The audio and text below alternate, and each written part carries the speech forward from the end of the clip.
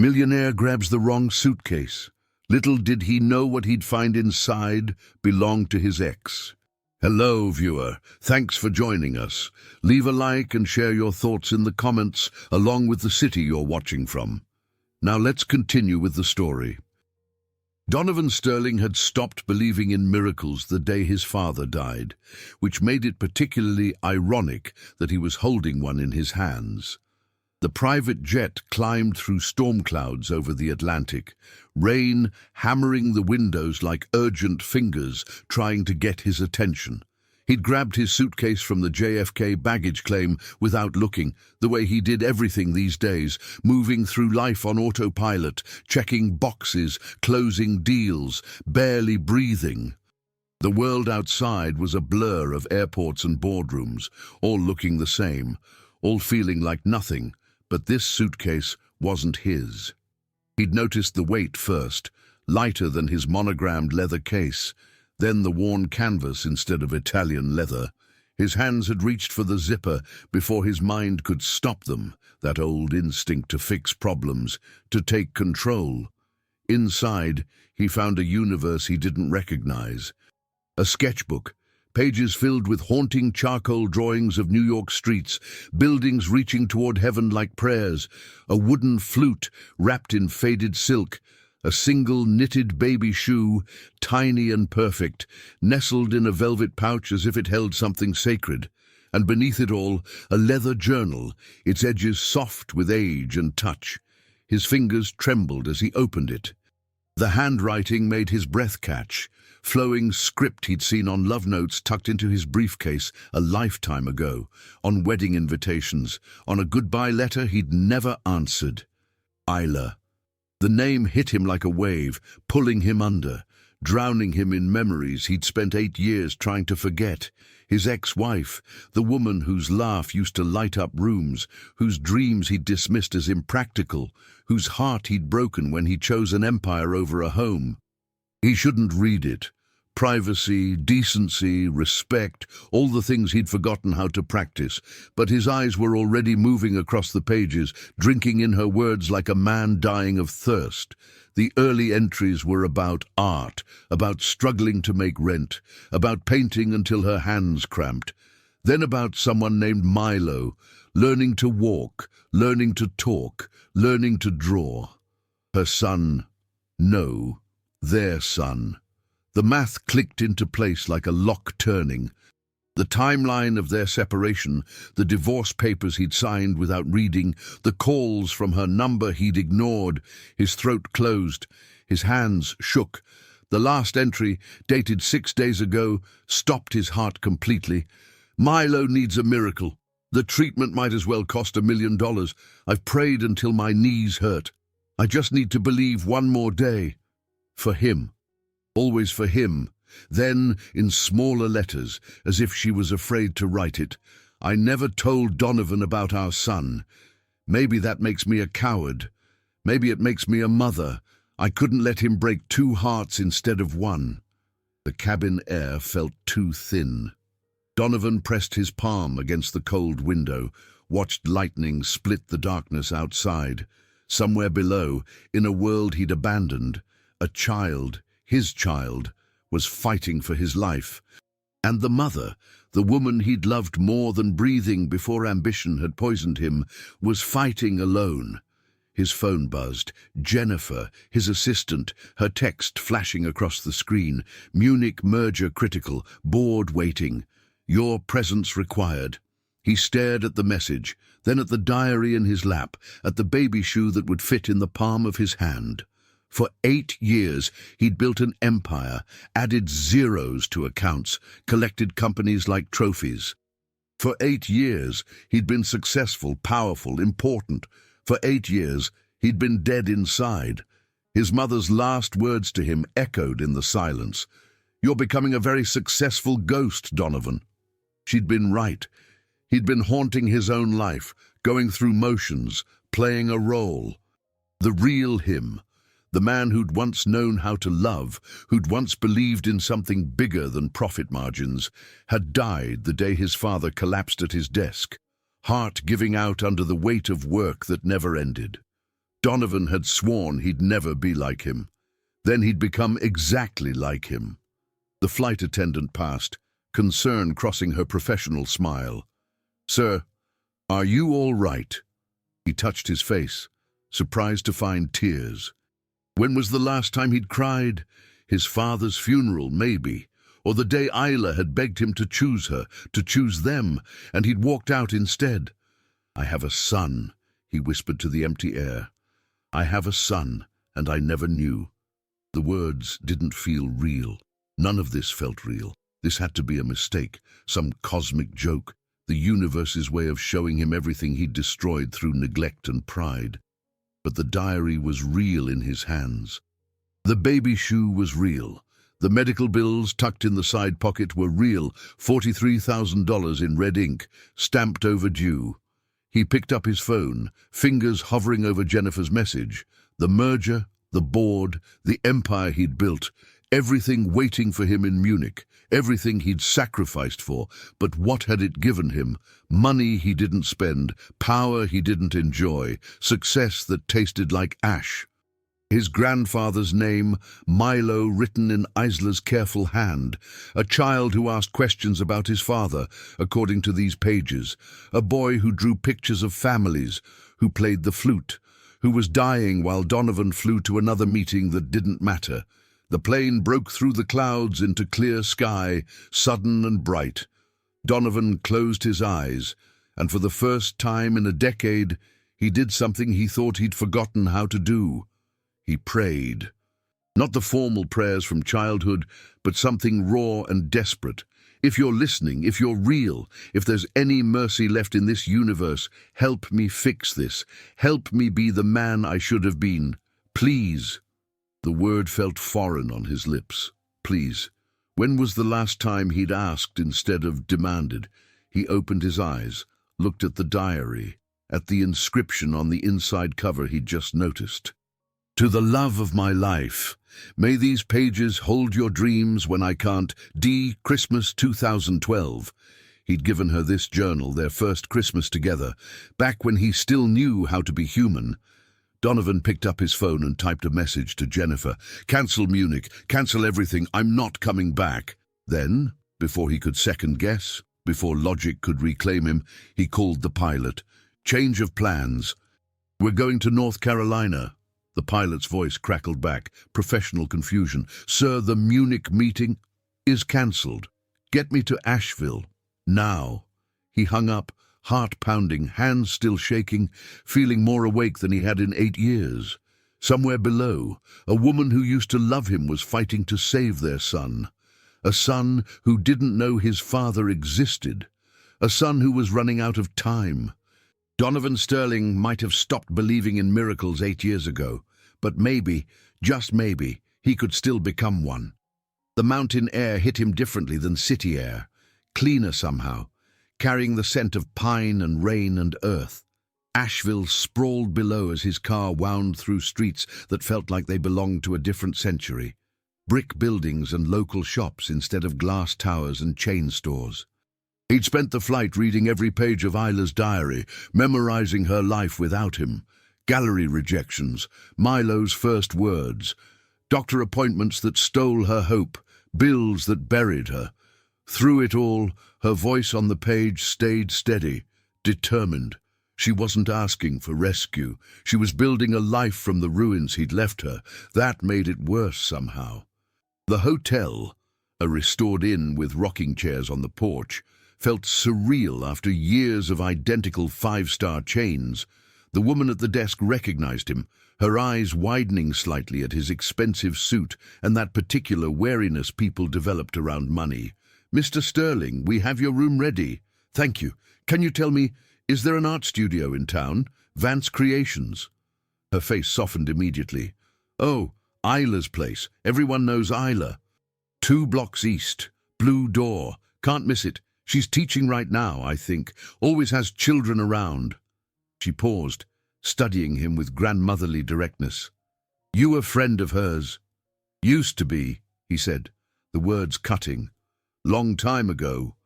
"Well." She handed him his key. Hurt people, but healed people, heal people. Maybe you're here for the healing part." He didn't know how to answer that, so he just nodded and headed to his room. But he didn't stay there, couldn't. The walls felt too close, his thoughts too loud. He found himself walking, expensive shoes on cobblestone streets, past coffee shops and bookstores and galleries. People smiled at strangers here, actually smiled like they meant it. When was the last time someone in New York had looked at him like he was human instead of a transaction? The studio appeared exactly as described. Blue door slightly ajar, children's laughter spilling out like sunlight. He stood across the street, hidden behind a parked truck, watching through the window, and there she was, Isla. His heart forgot how to beat properly. She'd changed, of course. 8 years would do that. Her auburn hair fell longer now, pulled back in a messy bun. Paint stained her fingers, her jeans, her oversized sweater. She'd always had paint on her somewhere. He used to kiss it off her hands, her cheeks, wherever it landed. But it was her smile that destroyed him. Genuine, warm, lighting up her whole face as she helped a small child mix colors. That smile used to be for him. Now it was reserved for students, for her art, for the life she'd built without him. A boy sat in the corner, drawing, small for his age, maybe 7 or 8, red hair catching the afternoon light streaming through windows. An oxygen tube ran to his nose, barely visible but impossible not to notice once you saw it. He drew with fierce concentration, tongue poking out slightly, exactly the way Isla used to draw. Exactly the way Donovan's father used to look when he worked. Milo, his son. The world tilted. Donovan gripped the truck for balance, lungs forgetting their purpose. That small person, existing in the world, carrying half his DNA, wholly unaware that his father stood 30 feet away, shaking like a leaf in wind. He had grey eyes. Donovan could see them even from here, the same storm cloud grey that looked back at him from mirrors that his grandfather had passed down through bloodline. The class ended. Children gathered their paintings. Parents arrived to collect them. Isla hugged each one goodbye, exchanged words with mothers who clearly adored her. She'd always had that gift, making people feel seen. Then the studio emptied, and it was just her and Milo. She knelt beside him, examined his drawing. Even from this distance, Donovan could see it was good, remarkably good for a child. Isla said something that made Milo laugh. That clear, unself-conscious sound that children make before the world teaches them to guard their joy. Donovan's feet moved before his brain approved the decision. Across the street, toward the blue door, toward everything he'd lost and everything he might still save. His hand reached for the handle. "I wouldn't do that if I were you." He turned. An older woman stood there, grey hair, kind eyes, arms crossed. She wore a paint-stained apron and that particular look of someone who'd seen enough of life to spot trouble from a mile away. "Excuse me. You're him, aren't you? The ex-husband. I've seen pictures, older pictures, when you smiled more." She didn't sound angry, just matter of fact. "I'm Maggie Chen, Isla's friend, her family, really. Since family's what you choose, not just what you're born into." Donovan swallowed. "I just want to talk to her." "Want to or need to?" Maggie stepped closer, voice lowering. "Because wanting is about you, needing is about her. Which one is it?" He stopped. Honest question, deserved honest answer. "Both. I need to talk to her. About Milo." "So you know." Maggie's expression shifted, something like respect mixing with the wariness. "How?" He held up the suitcase, still in his hand. "Wrong one. At the airport. Her diary was inside." "Providence," Maggie said softly, "or fate, or God's sense of humor. Take your pick." She studied him with unsettling intensity. "She tried to tell you, you know. When she found out, your people threatened her with lawyers. Said you'd made your position on family clear." Each word landed like a punch. "I never knew about any calls. I swear." My father had just died. I wasn't myself. And now I'm trying to be. Maggie nodded slowly. She's been through enough. That boy in there, he's the best thing in this town. Smart as a whip, kind as they come, brave in ways that break your heart. He's dying, Mr. Sterling. His heart's giving out. She's selling everything, working 3 jobs, trying to raise money for treatment that might not even work. She doesn't need your guilt or your checkbook. She needs, well, I don't know what she needs, but you'd better figure it out before you walk through that door. I will, he promised. I'll do whatever it takes. Words are cheap. She's heard plenty of words. Show her different. Maggie turned to leave, then paused. And Mr. Sterling, that boy asks about you sometimes, asks if his daddy loved him. She tells him yes, that you didn't know about him, but you would have loved him. Don't make her a liar. She walked away, leaving Donovan alone with the blue door, with the choice that would define everything that came next. Through the window, he watched Isla help Milo put on his jacket, slow and careful around the oxygen tube. She kissed his forehead, straightened his collar with maternal tenderness that made Donovan's chest ache. He raised his hand to knock, then lowered it, then raised it again. The door opened before his knuckles touched wood. Isla stood there, green eyes widening, face going pale as recognition hit. For a long moment, neither of them moved. 8 years collapsed into seconds. She looked older, yes, but somehow more beautiful, the way truth is more beautiful than artifice. Life had carved lines around her eyes, but they were lines from smiling at their son, from fighting for him, from becoming someone stronger than the girl he'd abandoned. "Hello, Isla," he managed, voice rough. Her hand went to her throat, protective gesture he remembered. "What are you doing here, Donovan? I got your suitcase by mistake, at JFK, a week ago." Understanding flooded her face, followed by horror. You read it. The diary." "I'm sorry, I shouldn't have, but I did. And Isla..." He couldn't say it, couldn't make it real with words. "Go away." Her voice shook. "Please, just go away." "I can't. You did it once before." "Oh, it should be easy." The words cut clean, surgical precision. "I was wrong about everything. I was..." "Mommy?" A small voice from inside. "Who's at the door?" Isla's eyes closed briefly, pain crossing her features. "No one, sweetheart, just a mistake." "That's not true," Donovan said quietly. "I'm not no one. He looked past her to where Milo stood, small and curious, oxygen tube and grey eyes and red hair, looking at the stranger in the expensive coat. "I'm his father."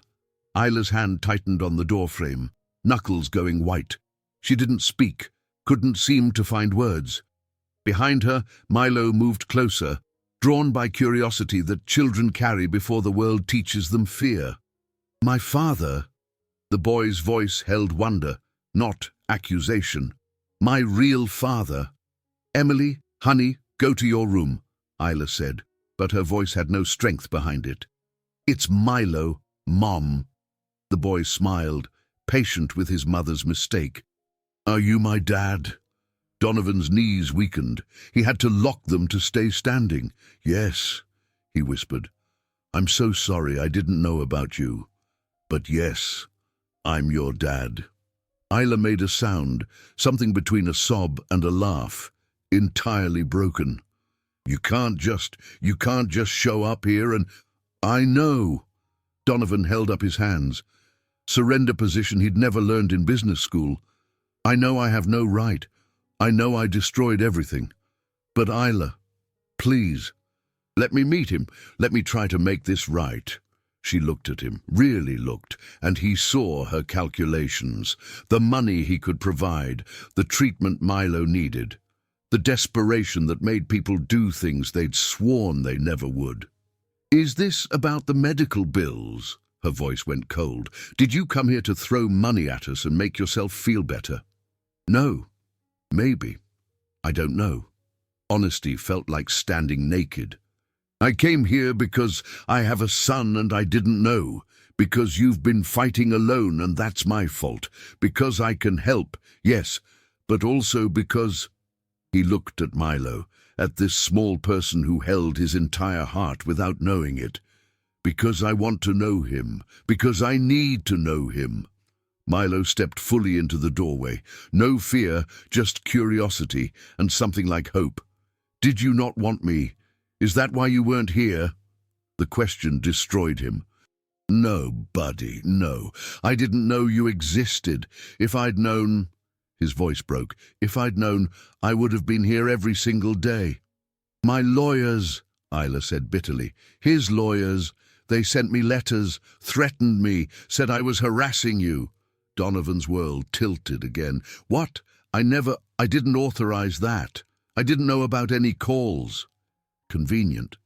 It's true. My father had just died. His people were handling everything.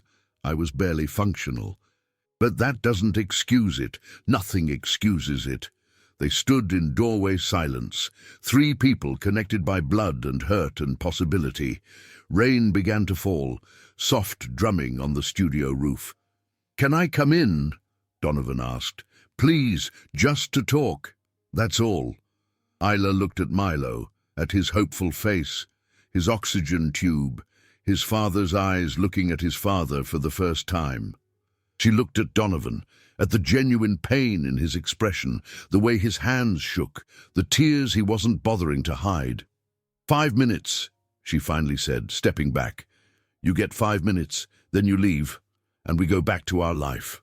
"Thank you." He stepped inside, and the door closed behind him with the finality of commitment. The studio smelled like paint, and turpentine and coffee, familiar and foreign.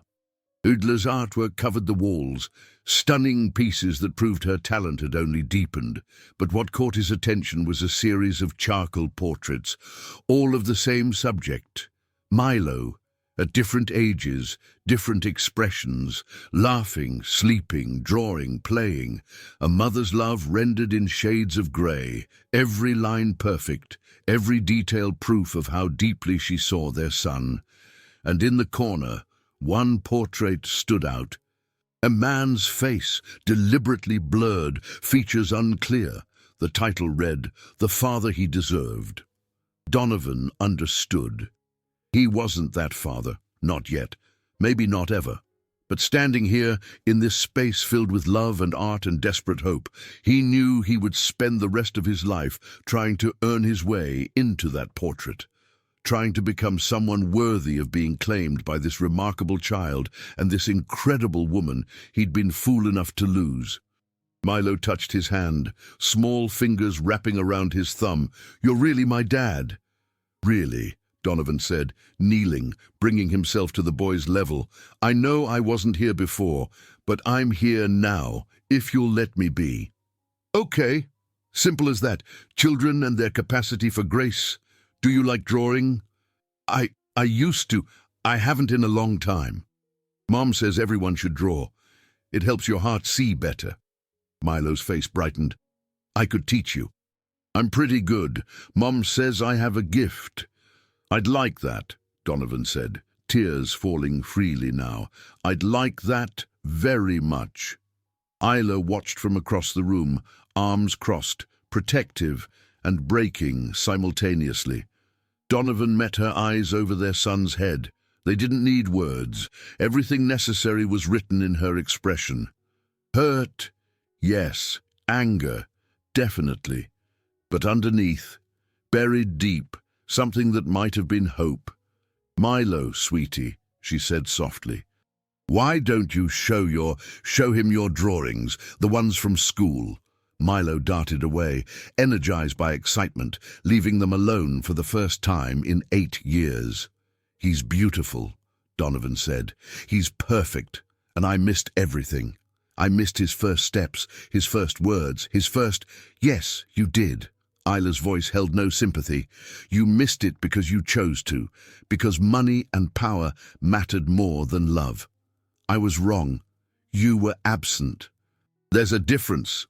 She moved closer, voice dropping. "Do you have any idea what it was like? Finding out I was pregnant after you left? trying to call you, being told by your lawyers that I was harassing you, that you'd made your position on family clear, raising a child alone, watching him ask why he didn't have a daddy like other kids. Isla, please, And then he got sick, and the bills started coming. And I had to choose between his medication and rent, between his doctor appointments and groceries. Do you know what that does to a person?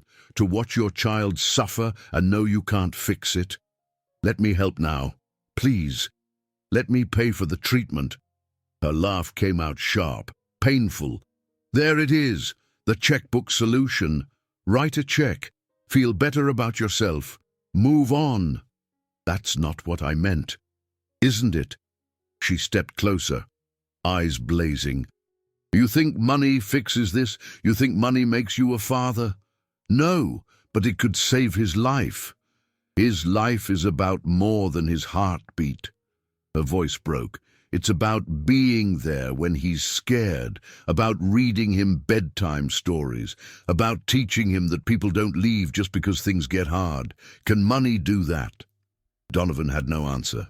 She was right. She was absolutely right. Milo returned, arms full of drawings. Look, these are from school. This one's our house. This one's Maggie.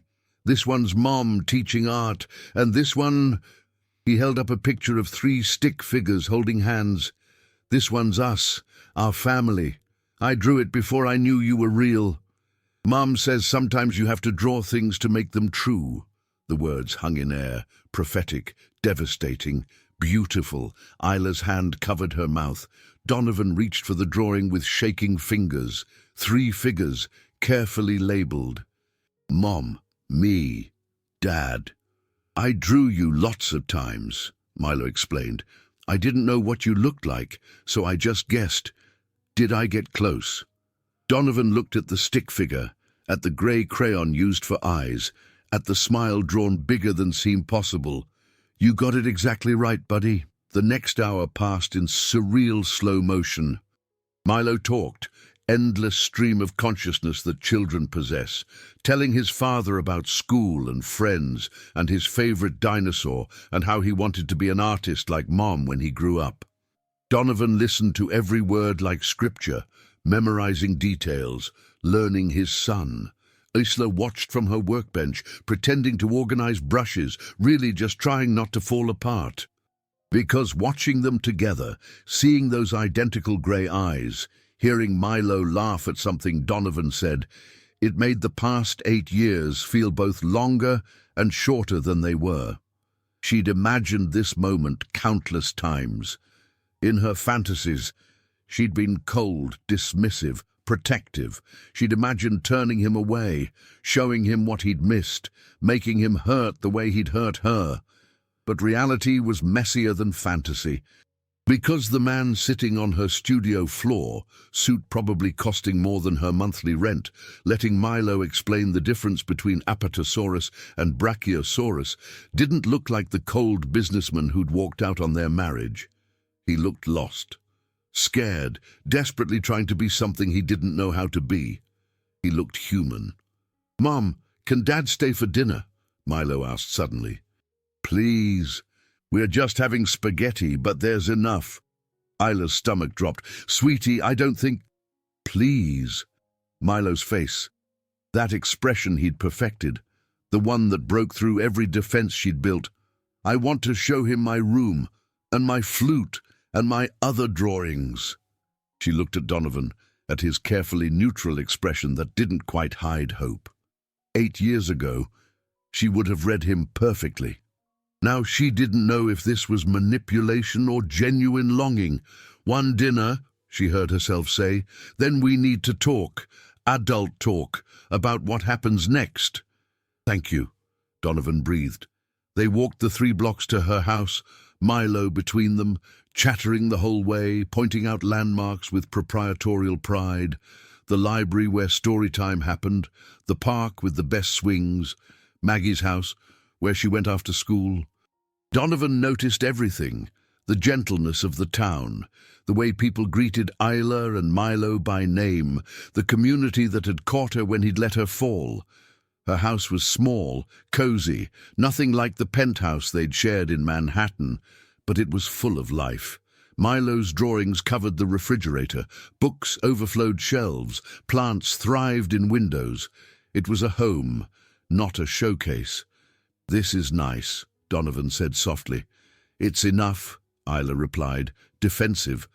"We don't need much." "I didn't mean—" He stopped, regrouped. "I meant it's warm. It feels like people live here. Our place never felt like this." She didn't respond, just moved to the kitchen, started boiling water for pasta. Donovan stood awkwardly, expensive suit completely out of place, clearly wanting to help but not knowing how. "Can I do anything?" "No, just keep Milo company." So he did. Sat on the worn couch while Milo showed him treasures. The wooden flute from the suitcase, which Milo played with surprising skill, books about art and dinosaurs and space. A photo album, carefully maintained, documenting a life Donovan hadn't witnessed. First day of school, first lost tooth, birthdays, Christmases, ordinary Tuesday afternoons. Every photo showed a happy child and a devoted mother. Every photo was proof of what he'd missed. "This is you and Mom's wedding," Milo said, pointing to the one photo of Isla and Donovan together, young and stupidly happy. "You looked different then." "I was different then." Donovan touched the photo. Two kids playing dress-up, thinking they understood love. "Your mom made me better. Then I forgot how to be that person." "Can you remember again?" Simple question. Impossible answer. "I'm trying, buddy. I'm really trying." Dinner was painfully quiet. Milo filled the silences with chatter, but Isla barely spoke, and Donovan didn't know what to say. They were strangers who'd created a life together, foreigners in their own story. After dinner, after Milo's bath, after bedtime routine that Donovan watched with something like reverence, Isla finally let him see Milo's room. It was small but perfect, glow-in-the-dark stars on ceiling, drawings covering walls, medical equipment in corner, oxygen tanks and monitors and machines that kept their son breathing, and beside the bed, the drawing from earlier, 3 stick figures, Mom, me, Dad, holding hands. "Sometimes you have to draw things to make them true," Isla whispered, repeating Milo's earlier words. "I've been telling him that since he was old enough to hold a crayon, because I needed to believe it too. That someday, somehow, we'd be whole." Donovan's hand found hers in the darkness. She didn't pull away. "I can give you the money," he said, "for the treatment. No strings, whatever he needs." "Why?" Her voice was small. "Why now? Why not 6 months ago, a year ago, when I was drowning?" "Because I didn't know. I should have checked, should have made sure you were okay after the divorce. But I was lost in my own head, my own grief. My father died and I became him, and I forgot what mattered." She turned to face him, tears reflecting starlight from the ceiling. "Money won't make you his father, Donovan." "I know, but maybe it could keep him alive long enough for me to earn that title." They stood in the darkness, hands touching, watching their son sleep, both of them broken in different ways, both of them hoping the same impossible hope. That somehow, against all logic, against all history, they could become the family Milo had drawn into existence. That maybe, just maybe, you could go home again. Donovan stayed until Milo's breathing evened into sleep. Then Isla led him back to the living room, poured 2 glasses of wine with shaking hands. They sat on opposite ends of the couch, miles between them despite the inches. "Tell me about the treatment," Donovan said. "Everything." So she did. Explained the rare cardiac condition, hypoplastic left heart syndrome with complications. Explained how Milo had been born with heart defects that were getting worse. Explained the experimental treatment in Switzerland that might save his life or might fail spectacularly. Explained the cost that was so far beyond her reach it might as well have been the moon. $400,000. Maybe more depending on complications. Maybe less if miracles happened.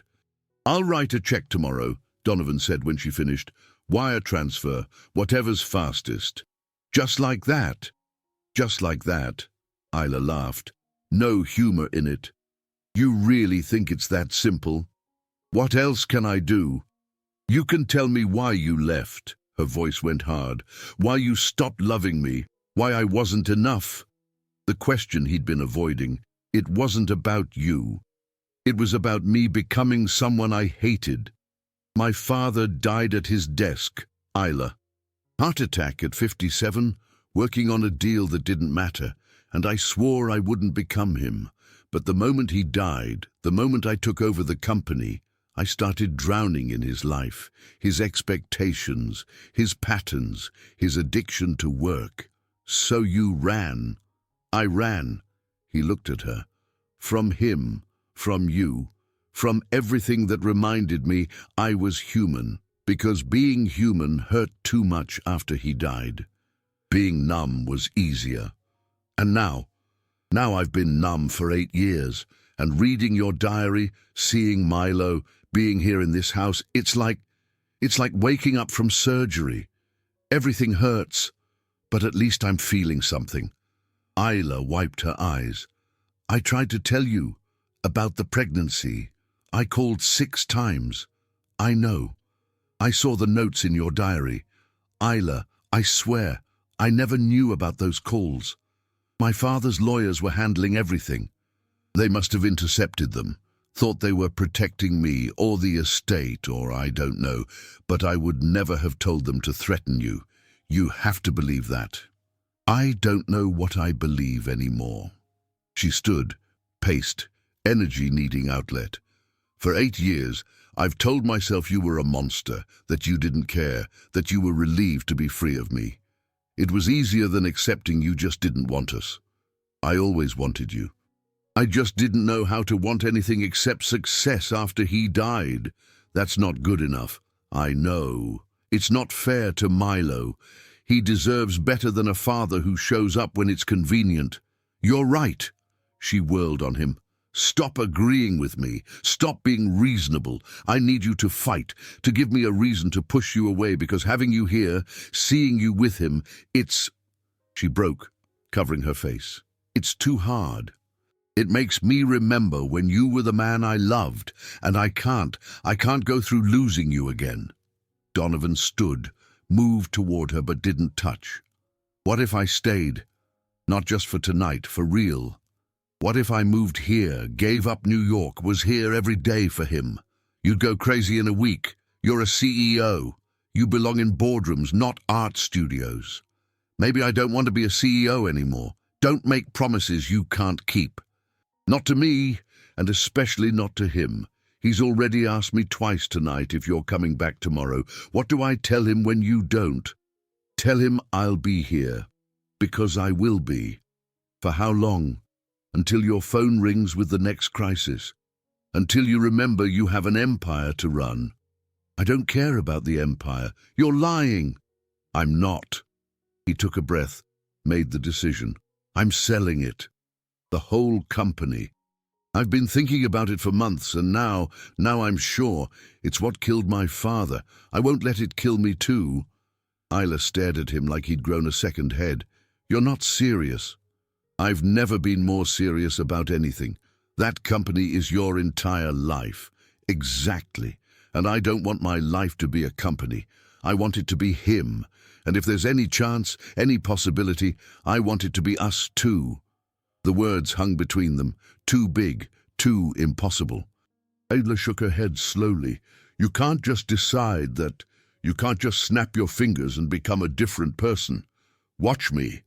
"Donovan!" "I know you don't trust me. I know I have to earn it. But please, Isla, please let me try. Let me pay for Milo's treatment. Let me be here, be present, be the father he deserves. And maybe someday you'll be able to look at me without seeing everything I destroyed." She was crying now. Ugly tears, 8 years' worth. I loved you so much. Do you understand that? I loved you so much, I forgot how to love myself. And when you left, when you just walked away like I meant nothing, it broke something in me. I know. I'm so sorry. I'm so sorry, Ela. Sorry doesn't fix it. Then tell me what does. Tell me what I need to do. She met his eyes, pain and hope warring in her expression. Time. You need to show up. Every day, not when it's convenient. You need to prove that Milo matters more than everything else.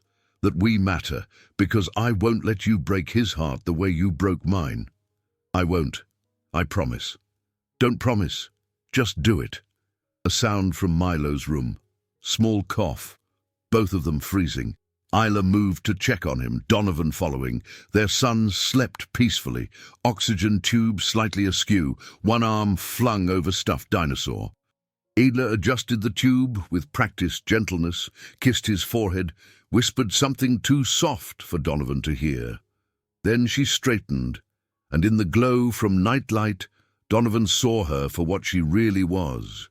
Not the girl he'd married, not the wife he'd left, but a warrior, a survivor, a woman who'd turned suffering into strength.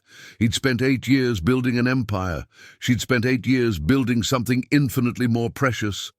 I should go, he whispered. Let you rest. Where are you staying? The inn, downtown. Tomorrow's Saturday. Milo has a doctor appointment at 10. If you want to come, be here at 9:30. Hope flared. I'll be here at 9. The smallest smile. Still have to be first, don't you? Old habits. He smiled back. I'll work on that too. At the door, she stopped him. Donovan, thank you. For coming. For caring. I know it doesn't fix everything, but it's a start. It's more than I deserve. Maybe. But it's what Milo deserves. And he's what matters now. He's what matters, Donovan agreed. Both of you are. He walked back to the inn through quiet streets, stars bright overhead, heart fuller than it had been in 8 years. His phone buzzed constantly. Messages from Jennifer, from board members, from people whose names he could barely remember. He ignored them all. Because for the first time since his father's death, Donovan Sterling knew exactly where he was supposed to be, and tomorrow morning at 9 sharp, he'd prove it. Donovan arrived at Ila's house at 8:45, coffee and donuts in hand, heart hammering like he was facing the most important meeting of his life, which, he supposed, he was. Every other meeting had been about money. This one was about everything that mattered. Ela opened the door in pajamas and a robe, hair still damp from shower, no makeup, more beautiful than any memory he'd hoarded. You're early. I know. Sorry, I couldn't sleep. Brought breakfast. She looked at the donuts, at him, and something softened in her expression. Milo loves chocolate glazed. I remembered. How could you remember? You've known him one day. You used to love them. I took a chance. Genetics work that way. The smallest smile. Come in. But quietly. He's still sleeping. The morning unfolded with surprising ease. Milo woke excited to find Donovan there, devoured 3 donuts while chattering about dinosaurs and art. The drive to the hospital was tense but manageable. Milo between them in the back seat, Donovan hyper-aware of every breath the boy took, every cough, every sign that his small heart was struggling. Dr. Hammond was kind, thorough, and heartbreakingly honest. He examined Milo with gentle competence, while Ela gripped Donovan's hand, without seeming to realize she'd reached for it. The condition is progressing faster than we hoped, Dr. Hammond said after, in his office, where children's drawings covered one wall. We're looking at weeks, maybe a month or 2, not the timeline we discussed last visit. Ela made a sound, something breaking. Donovan's arm went around her shoulders instinctively. She didn't pull away. The treatment in Switzerland, Donovan said. How soon can we make it happen? Dr. Hammond looked between them, clearly processing the we. The specialist there, Dr. Zimmerman, he's the best in the world for this particular condition. but the costs are significant, 400,000, possibly more depending on complications. Not a problem. When can Milo go? Donovan, Isla whispered. We haven't discussed. There's nothing to discuss. Our son needs treatment. I'll pay for it. That's not negotiable. Dr. Hammond's expression warmed. I'll contact Dr. Zimmerman today. But I should warn you, even with treatment, success isn't guaranteed. We're talking about experimental procedures, significant risks. What happens if we do nothing? Donovan asked. His heart will fail, probably within 2 months. The words hung like an executioner's blade. Isla's hand tightened on Donovan's, nails digging in, grounding herself through touch. He didn't flinch, just held her, wishing he could take this pain, carry it for her, spare her this impossible fear. We do the treatment, Isla said, voice steady despite tears. Whatever it takes, whatever the risks. They left with paperwork, referrals, hope measured in percentages that felt too small. In the parking lot, Isla finally let go, wrapped her arms around herself, trying to hold together. Hey, Donovan turned her gently. We're going to get through this. You don't know that. No, but I believe it. And belief is all we have sometimes. When did you become optimistic? When I had something worth being optimistic about. Milo emerged from the hospital bathroom, oxygen tube slightly crooked, smile still bright. Can we get ice cream? Dr. Hammond always says I can have ice cream after visits. Absolutely, Donovan said. Best ice cream in Asheville, your mum's choice. They found a local shop, sat outside despite autumn chill, watching Milo demolish a sundae approximately the size of his head. Isla picked at hers, mostly watching their son, memorizing joy while it lasted. I need to tell you something, Donovan said quietly, about the money. My board, they're not happy I left Munich. They're threatening to remove me as CEO. So go back, fix it, we'll manage. No, I'm letting them remove me. Actually, I'm probably going to sell the whole company. She stared at him. That's insane. That's freedom. That company killed my father. It was killing me. I don't want it anymore. What will you do? I don't know yet, but I'll figure it out, and I'll be here. That's what matters. Isla shook her head slowly. You can't just upend your entire life. Why not? You did. You moved to a new city, raised a child alone, built a whole existence from nothing. If you can do that, I can sell a company. That's different. How? I didn't have a choice. Neither do I. Not really. Not anymore. He looked at Milo, chocolate smeared on his face, pure contentment radiating from him. A week ago, I didn't know he existed. Now I can't imagine existing without him, without both of you. Donovan, I'm not asking for anything. I'm just telling you where I stand. I'm here. I'm staying. And whatever happens next, we face it together. Isla's eyes filled. You're going to break my heart again. I'm going to spend the rest of my life proving I won't. Before she could respond, Milo spoke up. Are you guys gonna kiss? In movies, people always kiss after they say nice things. They both laughed, tension breaking. Not yet, buddy, Donovan said. Your mom needs to like me again first. I like you, Milo offered. Does that count? That counts for everything. The days that followed developed a rhythm. Donovan showed up every morning. Sometimes Isla let him in immediately. Sometimes she made him wait, testing his commitment, watching for signs he'd give up. He never did. He learned Milo's routines, medications at 7 and noon and bedtime, physical therapy on Tuesdays and Thursdays, art class, Wednesday afternoons, where Milo taught younger children with patience beyond his years, story time before bed, always 2 books, always ending with Milo asking questions about life that neither adult knew how to answer. Why do hearts break? Milo asked one night, Donovan reading while Isla cleaned up dinner. What do you mean, buddy? Dr. Hammond says my heart is broken, but I don't feel sad. So why do they call it broken? Donovan looked at Isla in the doorway, both of them struggling with the question. Well, there are different kinds of broken. Your heart, the one in your chest, it's not working quite right, but that's just a muscle. It doesn't make you broken. What about the other kind, the sad kind? That's when someone hurts your feelings, when you lose something important, when life doesn't go the way you hoped. Like when you left Mom. The question landed like a physical blow. Isla moved to intervene, but Donovan held up a hand, gentle, telling her he had this. Yes, he said honestly. Like that. I broke your Mom's heart when I left, and I'm sorry for that. I'm sorrier than I know how to say.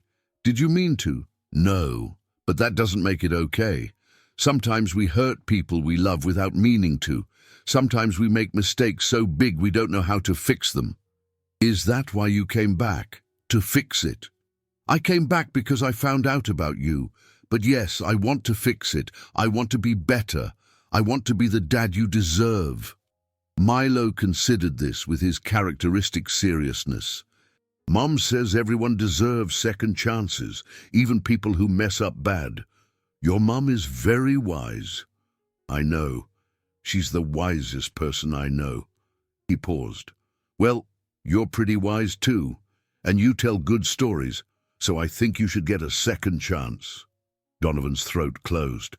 Thank you, buddy. That means everything to me. After Milo slept, Isla found Donovan on the porch, staring at stars. He's asleep. Finally. Ask me 3 times if you'd be here tomorrow. I will be. I know. She sat beside him, wrapping a blanket around her shoulders. You're actually doing it. Showing up. Being present. I keep waiting for you to get bored or distracted, but you don't. I told you I wouldn't. I didn't believe you. Do you now? She didn't answer immediately. I'm starting to... Which terrifies me. Why? Because if I let myself believe, if I let myself hope, and you leave again... Her voice cracked. I barely survived it the first time. I don't think I could do it twice. Donovan turned to face her. I'm not leaving. I know you don't trust that yet, but I'll prove it. Every day, for as long as it takes. What about your company, your life in New York? I told you, I'm selling it. My lawyer's drawing up papers. The board's thrilled to be rid of me anyway, and you're okay with that. More than okay, relieved. That life was killing me, Isla.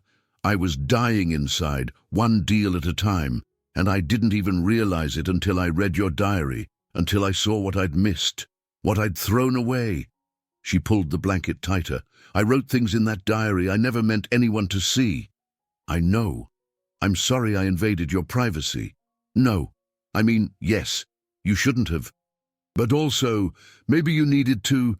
Maybe that was the only way you'd understand. Understand what? How much I loved you, how much losing you cost me, how much I still... She stopped, shook her head. Never mind. Say it. Please. It's too soon. Say it anyway. She looked at him, eyes reflecting starlight. How much I still care. Despite everything. Despite 8 years. Despite all the reasons I shouldn't. I look at you with him, and I see the man I fell in love with, and I don't know what to do with that. Donovan's hand found hers. You don't have to do anything.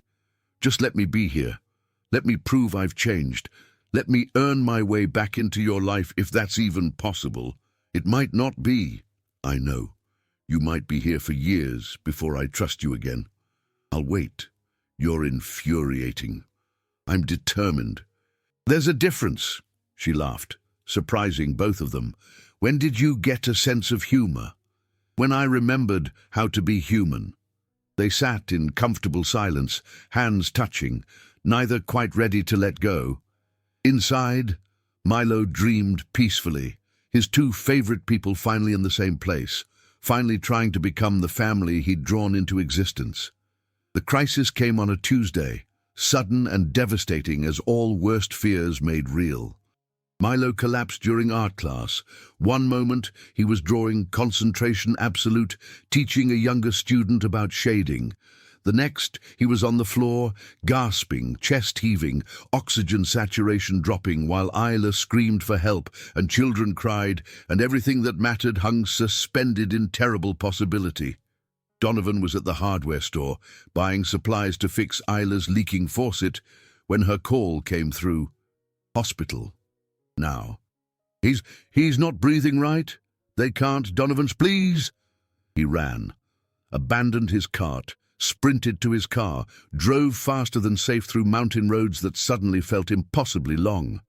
His mind kept showing him scenarios, each worse than the last, each ending with losing a son he'd barely found. Please, he prayed, not even sure who he was praying to.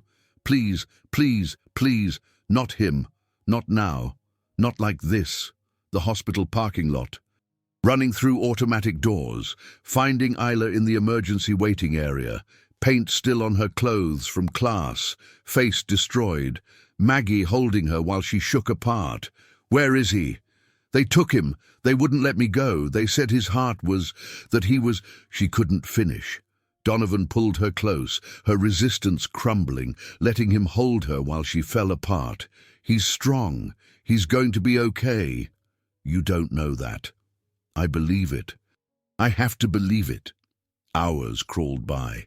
Dr. Hammond appeared finally, tired, kind, bearing news that wasn't good enough.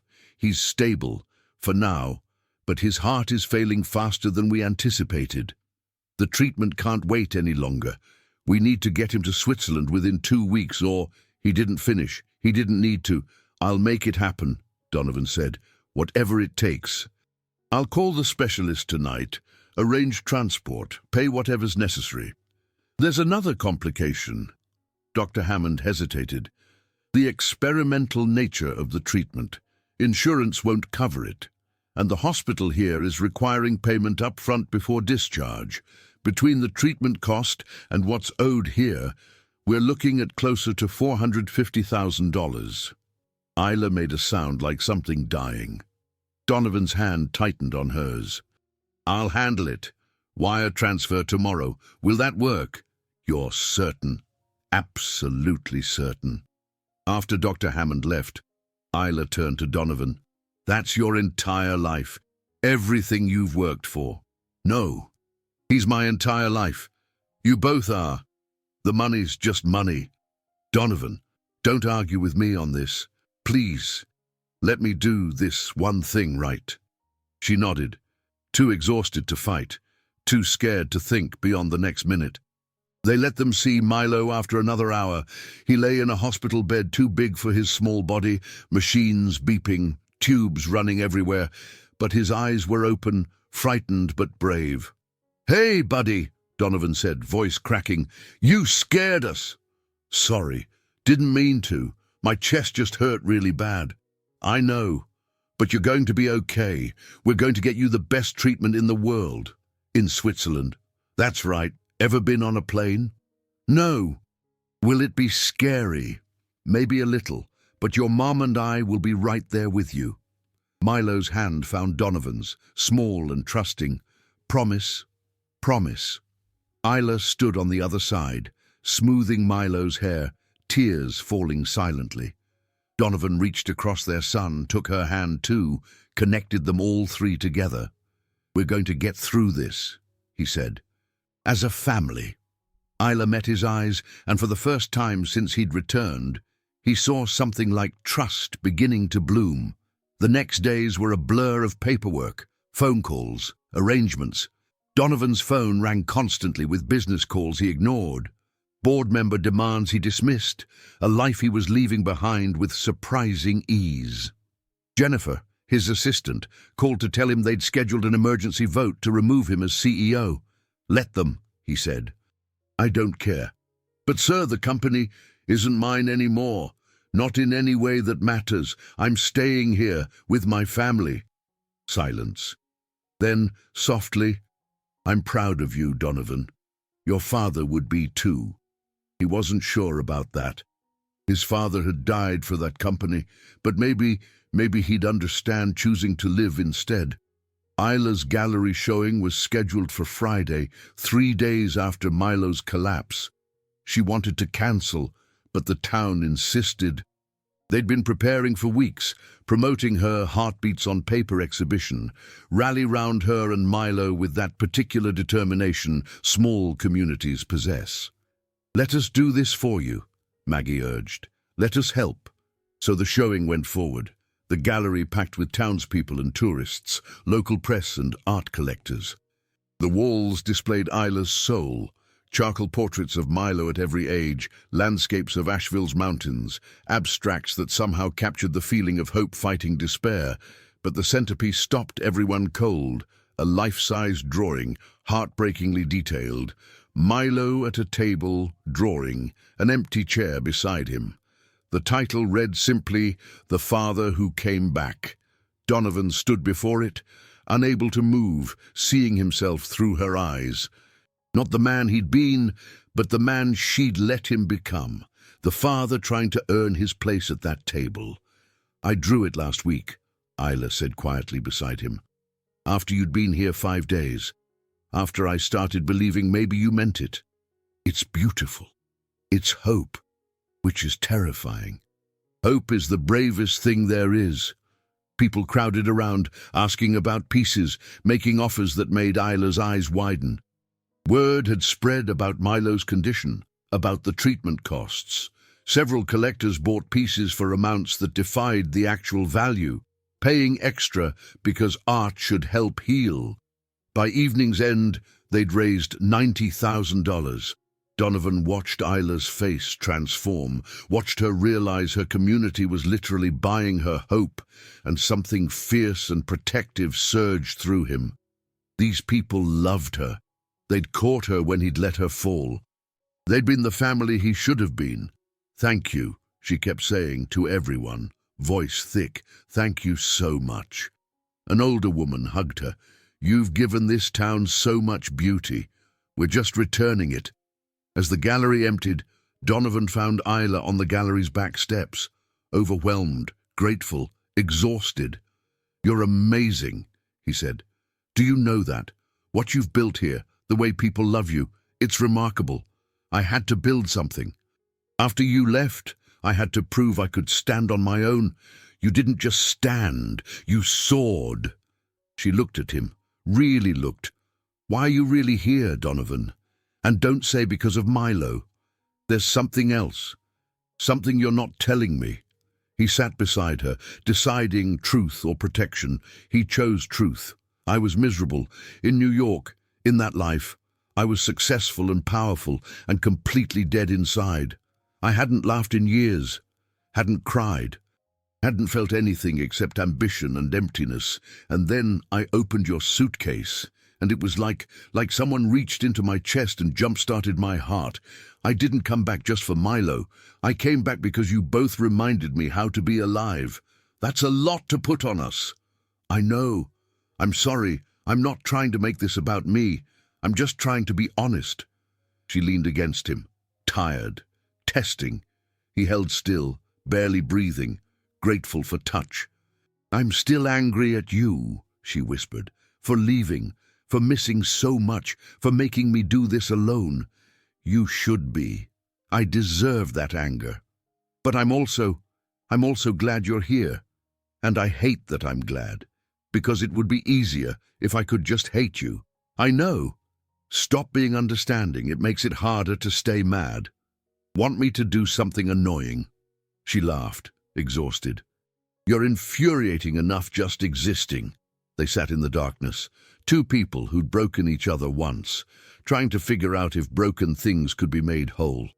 "The Switzerland trip," Isla said finally. "When do we leave?" 10 days. Dr. Zimmerman can take Milo on the 15th.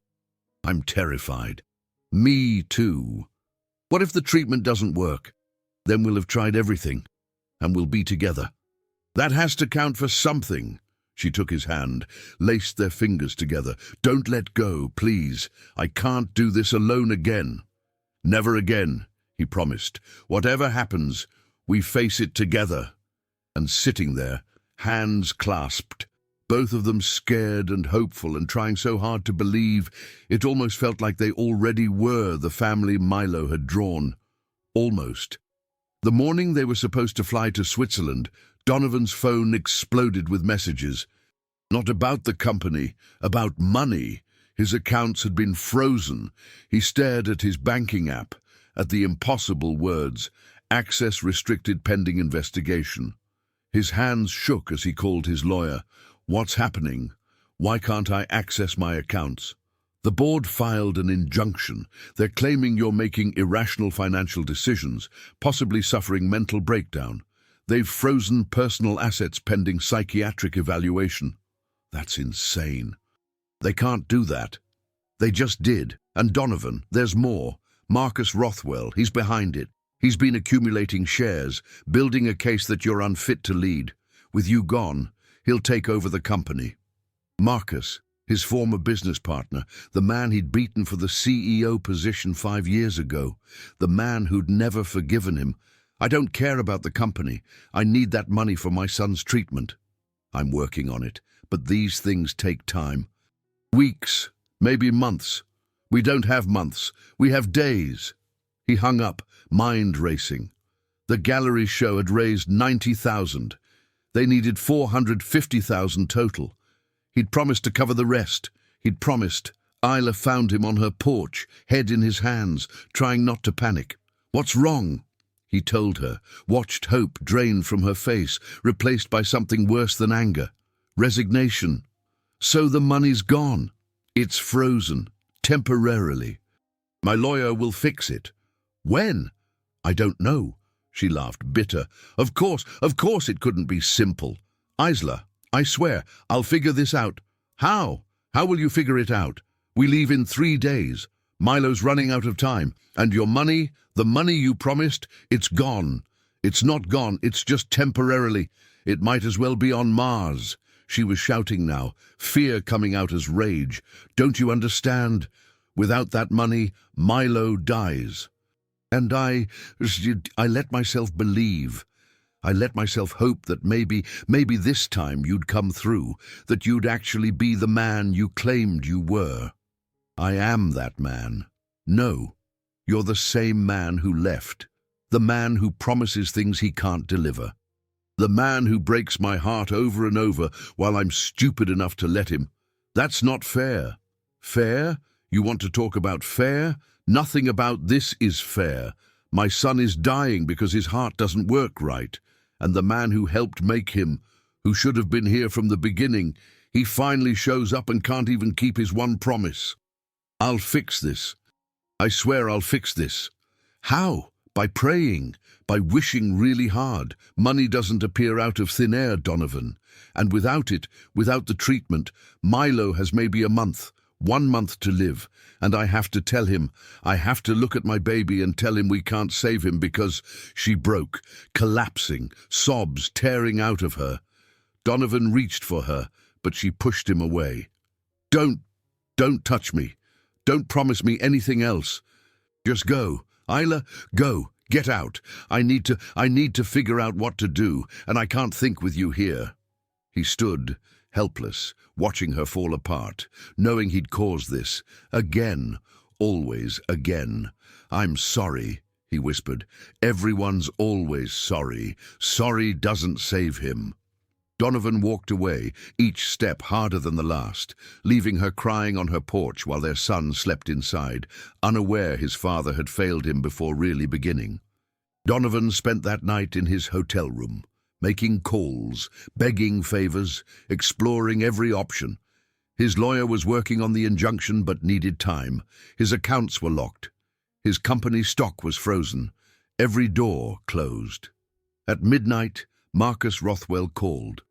"Heard you're having some financial difficulties." "Marcus, did you do this?" "I protected the company from a CEO having a mental breakdown." "You're welcome. This isn't about the company. This is about my son." "I heard. Shame about that, but business is business, Donovan. You taught me that." "What do you want?" "Sign over the company. All of it. Walk away clean, and I'll release your accounts tomorrow. You're blackmailing me. I'm offering you a solution. Your son needs money. You need money. I can make that happen. All it costs is a company you were selling anyway. Donovan closed his eyes. The company his father built. The legacy he'd sworn to protect, everything he'd worked for. But on the other side of town, a small boy slept, not knowing his time was running out, and a woman who'd once loved him sat alone, trying to figure out how to let her son go. I'll sign, Donovan said. Tomorrow. Draw up the papers. Smart choice. Almost makes up for you being an idiot about the rest. Marcus hung up. Donovan sat in darkness, feeling strangely light. He'd just given away an empire. Years of work, generations of legacy, billions of dollars. And he didn't care, because somewhere in the past 2 weeks, he'd figured out what his father never had. Success wasn't measured in quarterly returns or stock prices. It was measured in small hands, holding yours, in first smiles and bedtime stories, in second chances earned through showing up. He called his lawyer, draw up total sale papers for the company, everything to Marcus Rothwell. Tomorrow morning? Donovan, are you sure? Once you sign, I've never been more sure of anything. He hung up and called Isla. She didn't answer. He texted, I fixed it. Milo gets his treatment. I promise. She didn't respond, but he'd made a promise. And tomorrow, he'd keep it, even if it cost him everything else. The lawyers arrived at dawn with papers that would sign away everything Donovan had built over a decade of ruthless ambition. Marcus Rothwell's team, 3 men in identical grey suits, spread documents across the conference table like dealers showing their winning hand. Outside, Manhattan was waking up, unaware that in this sterile room, a man was choosing to dismantle an empire. Donovan read each page carefully, not because he was reconsidering, but because he wanted to remember this moment, the exact instant he chose love over legacy, family over fortune, being over having. Each signature felt like shedding weight he'd carried so long, he'd forgotten what freedom felt like. You understand this is irrevocable, the lead lawyer said, his tone suggesting he thought Donovan had lost his mind. Once you sign, Sterling Enterprises transfers entirely to Mr. Rothwell. All assets, all subsidiaries, all intellectual property, your father's legacy, gone. My father's legacy killed him at 57, Donovan replied, signing another page. I'm choosing to live instead. Marcus Rothwell himself sat at the head of the table, victory gleaming in eyes that had coveted this company since Donovan had beaten him for the CEO position 5 years ago. Smart choice, Donovan. Though I have to ask, was it worth it? All this, for a kid you've known, 3 weeks? 4 weeks, and yes, worth every signature. Donovan didn't look up, just kept signing, feeling lighter with each stroke of pen. You're getting what you always wanted. I'm getting what I never knew I needed. Everyone wins. Except you're broke. No company, no income, no assets beyond what's in your personal accounts, which, admittedly, is enough for most people to retire on, but not enough to maintain the lifestyle you're accustomed to. The lifestyle I was accustomed to was killing me. Donovan signed the final page, pushed the stack across the table. There, it's yours. Everything my father built, everything I built on top of it, use it well or don't. I genuinely don't care anymore. He stood, gathering nothing, leaving everything. The lawyers looked uncertain, like they expected him to break down, to change his mind at the last second. Marcus just smiled, the cat who'd finally caught the canary. Your accounts will be unfrozen by end of business today, Marcus said. Pleasure doing business with you. No, it wasn't. Donovan paused at the door. But it's done. And Marcus, I hope the company makes you happier than it made my father, though I doubt it will. He walked out into Manhattan morning, expecting to feel regret, loss, something. Instead, he felt light, unchained, free in a way he hadn't been since his father's death had dropped this burden on his shoulders. His phone rang immediately. His mother. Donovan, the lawyers just called. They said you sold everything to Marcus Rothwell. Please tell me that's not true." "It's true, Mom." He kept walking, no destination, just needing to move. Every share, every subsidiary, all of it. Silence stretched so long he checked to see if the call had dropped. Then softly, "Your father would be devastated." "Maybe, probably, but Mom, Dad died chasing success. He worked himself into a heart attack at 57. I watched him take his last breath in his office, surrounded by contracts instead of family. That's not the legacy I want. What will you do? How will you survive?" "I'll figure it out. People do, you know, survive without billions. Isla's been doing it for years, raising our son alone while I built towers that meant nothing. She's been rich in all the ways that matter. I'm just finally learning her language." Another long pause. "Isla, the ex-wife, the one you divorced 8 years ago, the one I loved, still love, the one who gave me a son I didn't know about because I was too busy being Dad's clone to notice my own life falling apart." He stopped walking, leaned against a building. "Mom, I have a son. His name is Milo. He's 7 years old, funny and smart and braver than any CEO I've ever met. And he's dying, and I just bought him a chance to live by selling Dad's legacy. If that makes me a failure in your eyes, I can live with that." "A failure?" His mother's voice cracked. "Donovan, no, I'm not. I'm proud of you." He almost dropped the phone. "What? I'm proud. Your father, he was brilliant, successful, everything the world admires. But he was also absent, emotionally unavailable, married to his work in ways he never was to me. I loved him, but I also resented him. And when he died, I was relieved. God forgive me. I was relieved because at least he'd stopped sacrificing everything for a company that didn't love him back." She was crying now. "I've watched you become him these past 8 years. Watched you hollow out, lose your spark, become just another driven man heading for an early grave. But now you're choosing differently. That's not failure, that's courage." Donovan's own tears fell freely. "Thanks, Mom. That means more than you know. I'd like to meet them, your son, and Isla, if she'll allow it. I'd like to try to be better than I was with you, to be a grandmother who shows up. I'd love that. I think you'd really like Milo. He has this way of seeing straight through to what matters. Reminds me of you, actually, before Dad's work consumed everything. I'm booking a flight. I'll be in North Carolina tomorrow." After hanging up, Donovan walked. Manhattan streets he'd walked 1,000 times looked different now, like seeing them through new eyes. The buildings didn't seem as impressive anymore. The rushing crowds felt exhausting rather than energizing. This city had been his kingdom, and now it was just a place he used to live. He found himself at Trinity Church, old cemetery where his father was buried. He hadn't visited since the funeral 8 years ago, too angry at death, at life, at the loss that had turned him into someone he hated.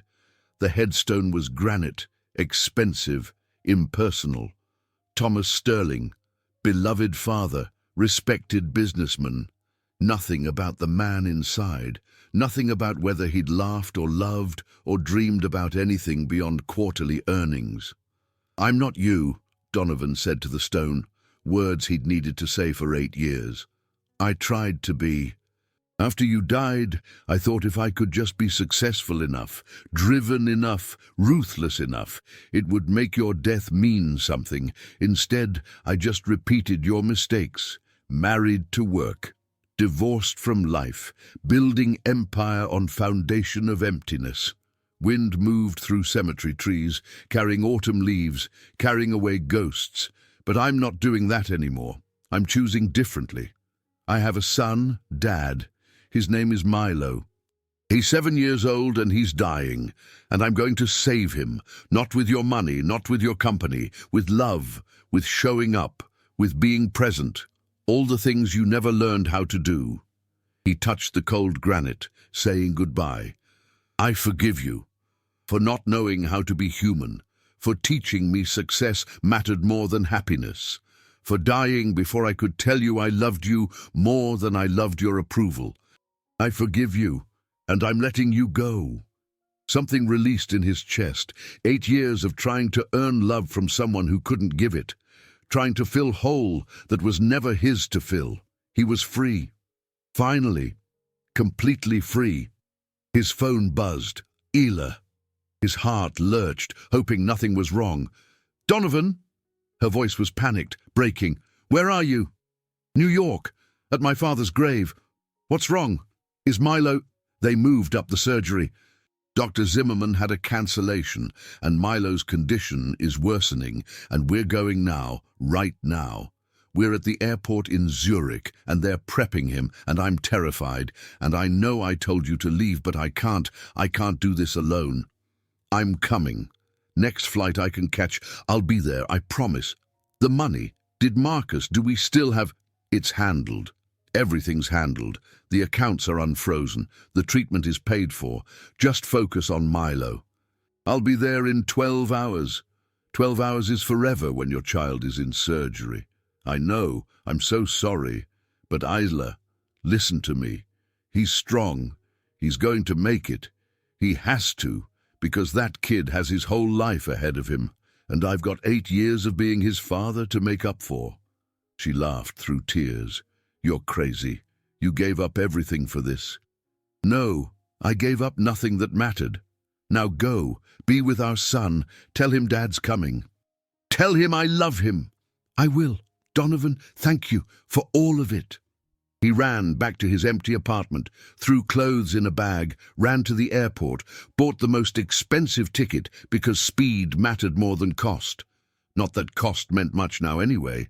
Sat in first class, not tasting champagne they offered, not seeing luxury around him, every cell focused on getting there, being there, keeping his promise. The flight was eternal. He tried to pray but couldn't find words beyond please, please, please. Same prayer he'd been whispering since finding that diary in a suitcase. Prayer that maybe, somehow, had orchestrated this entire impossible journey. He thought about Milo, small and brave, going into surgery without his father. Thought about Isla, facing her worst fear alone. Thought about how much time he'd wasted, years of building nothing while missing everything. The businessman beside him asked what he did for a living. "I used to run a company," Donovan said, "but I sold it this morning. Retired young, smart. Not retired, just reprioritized. Turns out corporations don't tuck you in at night or draw you pictures or teach you what love actually means." The man looked confused. Donovan didn't elaborate. How could he explain that the greatest success of his life was walking away from success, that the richest he'd ever been was the moment he signed away billions? They landed in Zurich at sunset, Alps painted gold and pink, looking like heaven was showing off. Donovan took taxi straight to hospital, not bothering with hotel or plans, just needing to get there, to be there, to not break this promise like he'd broken so many others.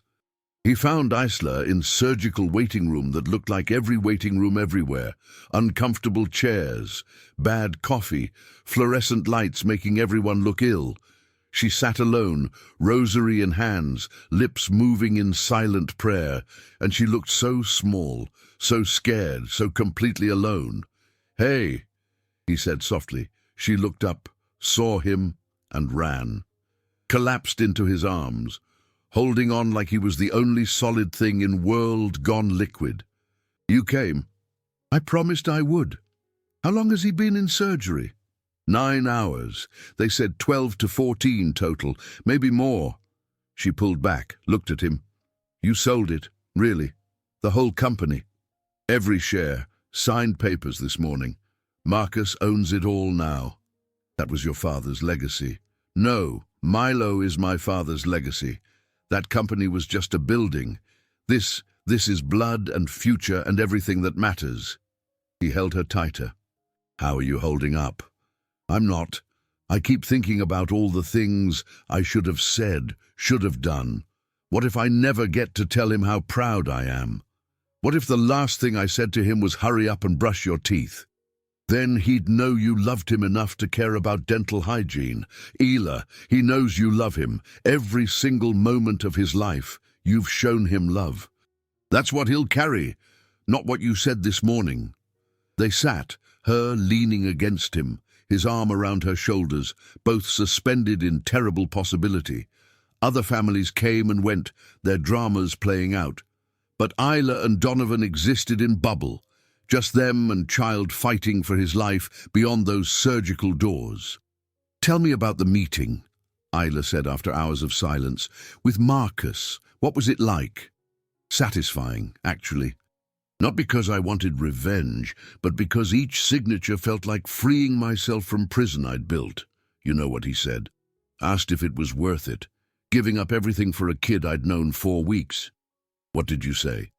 That, yes, it was worth every signature, and I meant it.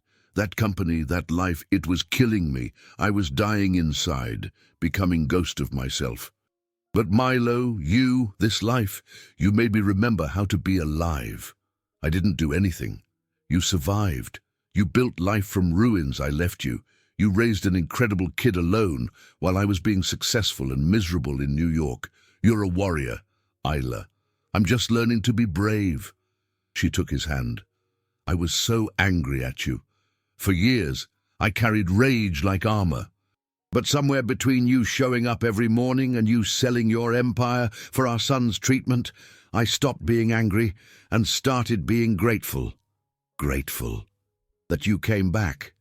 That you're different. That maybe we get second chance at this. Do we? Really? Before she could answer, surgical doors opened. Dr. Zimmerman appeared, still in scrubs, tired but smiling. Smiling. They both stood, holding each other, afraid to breathe. The surgery was successful, Dr. Zimmerman said, Swiss-German accent making every word feel precise, careful. Everything went according to plan. Better than plan, actually. His heart responded beautifully to procedure. Obviously, we'll monitor closely for next 48 hours, but I'm optimistic. Very optimistic. Isla made sound between laugh and sob. Donovan's knees weakened, only staying upright because she was holding him as much as he was holding her. Can we see him? Not yet. He's in recovery, but soon, in few hours. Go, get some rest, real food. Come back at 8. He should be awake by then, asking for both of you. They thanked him, words tumbling over each other in gratitude and relief. Then they were in hallway, alone, both shaking with adrenaline and exhaustion and hope measured in doctor's smile. He's going to be okay, Isla whispered, testing words to see if they'd break. He's going to be okay, Donovan agreed, pulling her close, feeling her heart beat against his chest. Our boy is going to live. They found hotel near hospital, barely noticed room, just collapsed on bed, holding each other, too wired to sleep, too exhausted to do anything else. Donovan couldn't stop shaking, adrenaline finally catching up, all fear he'd been holding releasing in tremors he couldn't control.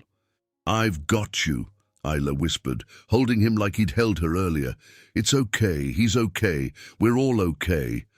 I was so scared, on the plane, knowing he was in surgery and I wasn't there. I kept thinking about all the moments I've already missed.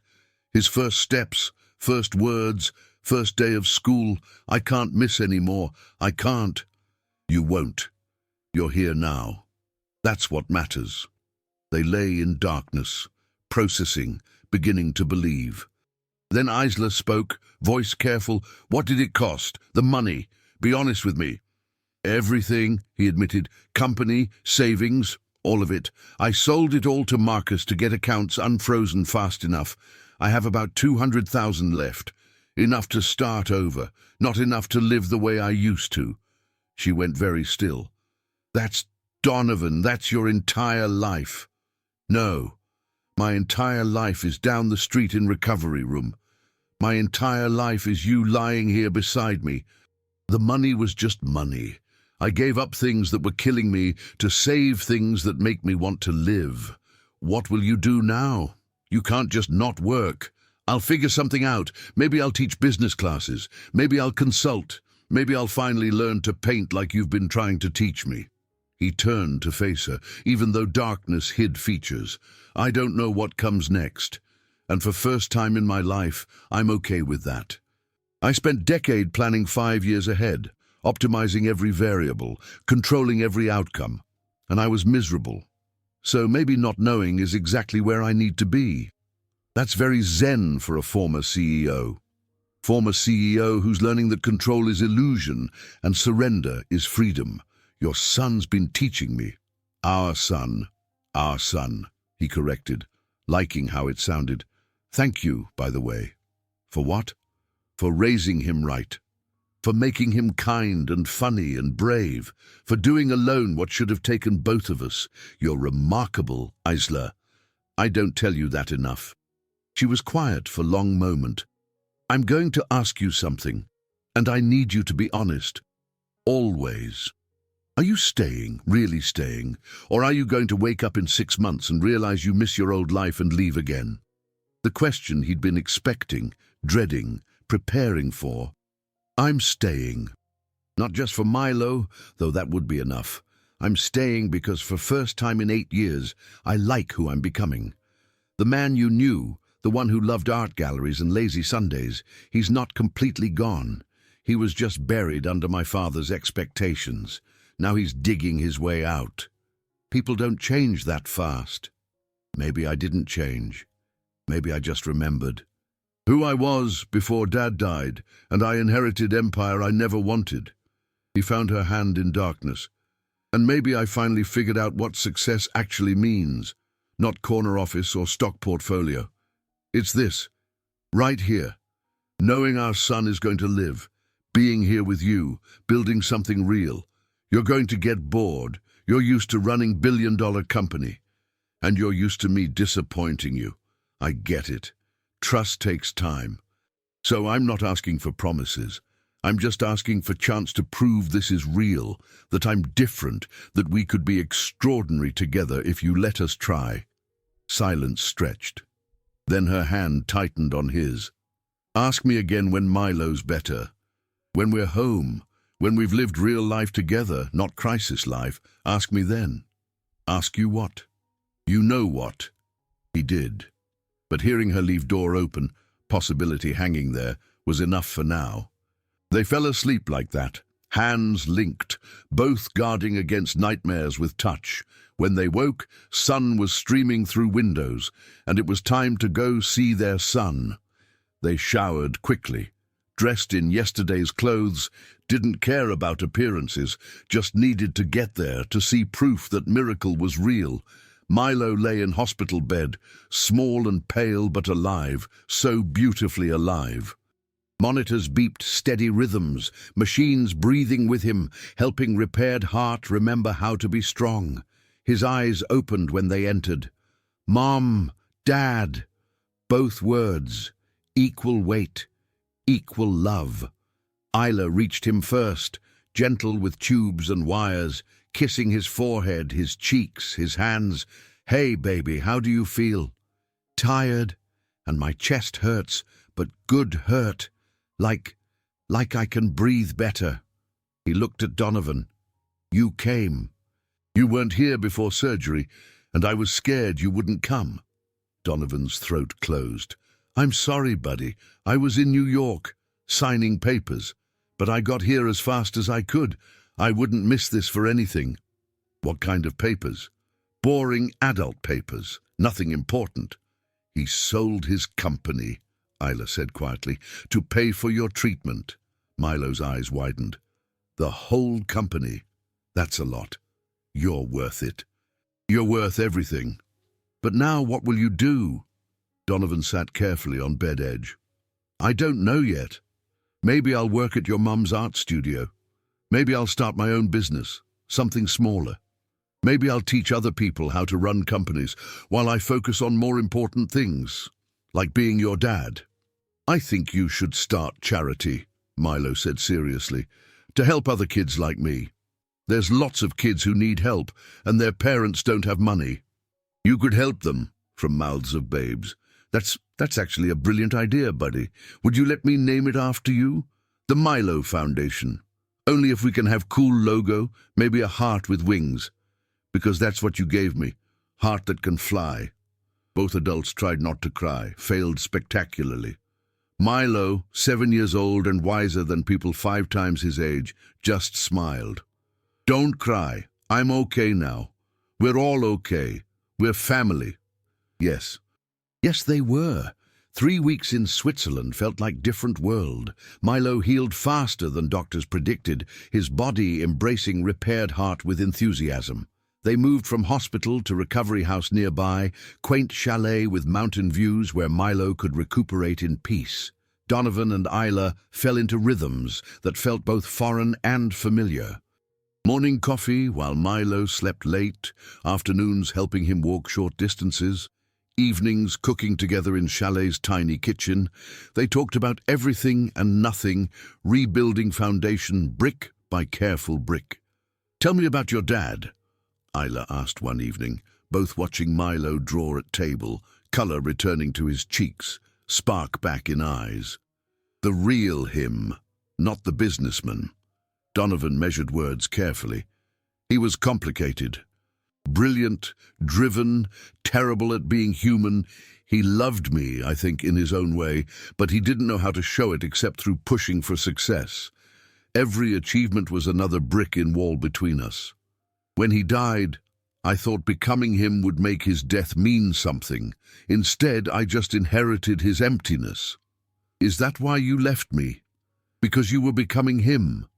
I left because I was drowning and didn't know how to ask for help. His death broke something in me, and instead of dealing with it, I just worked harder. Work was concrete, manageable. Grief was messy. Love was messy. So I chose work.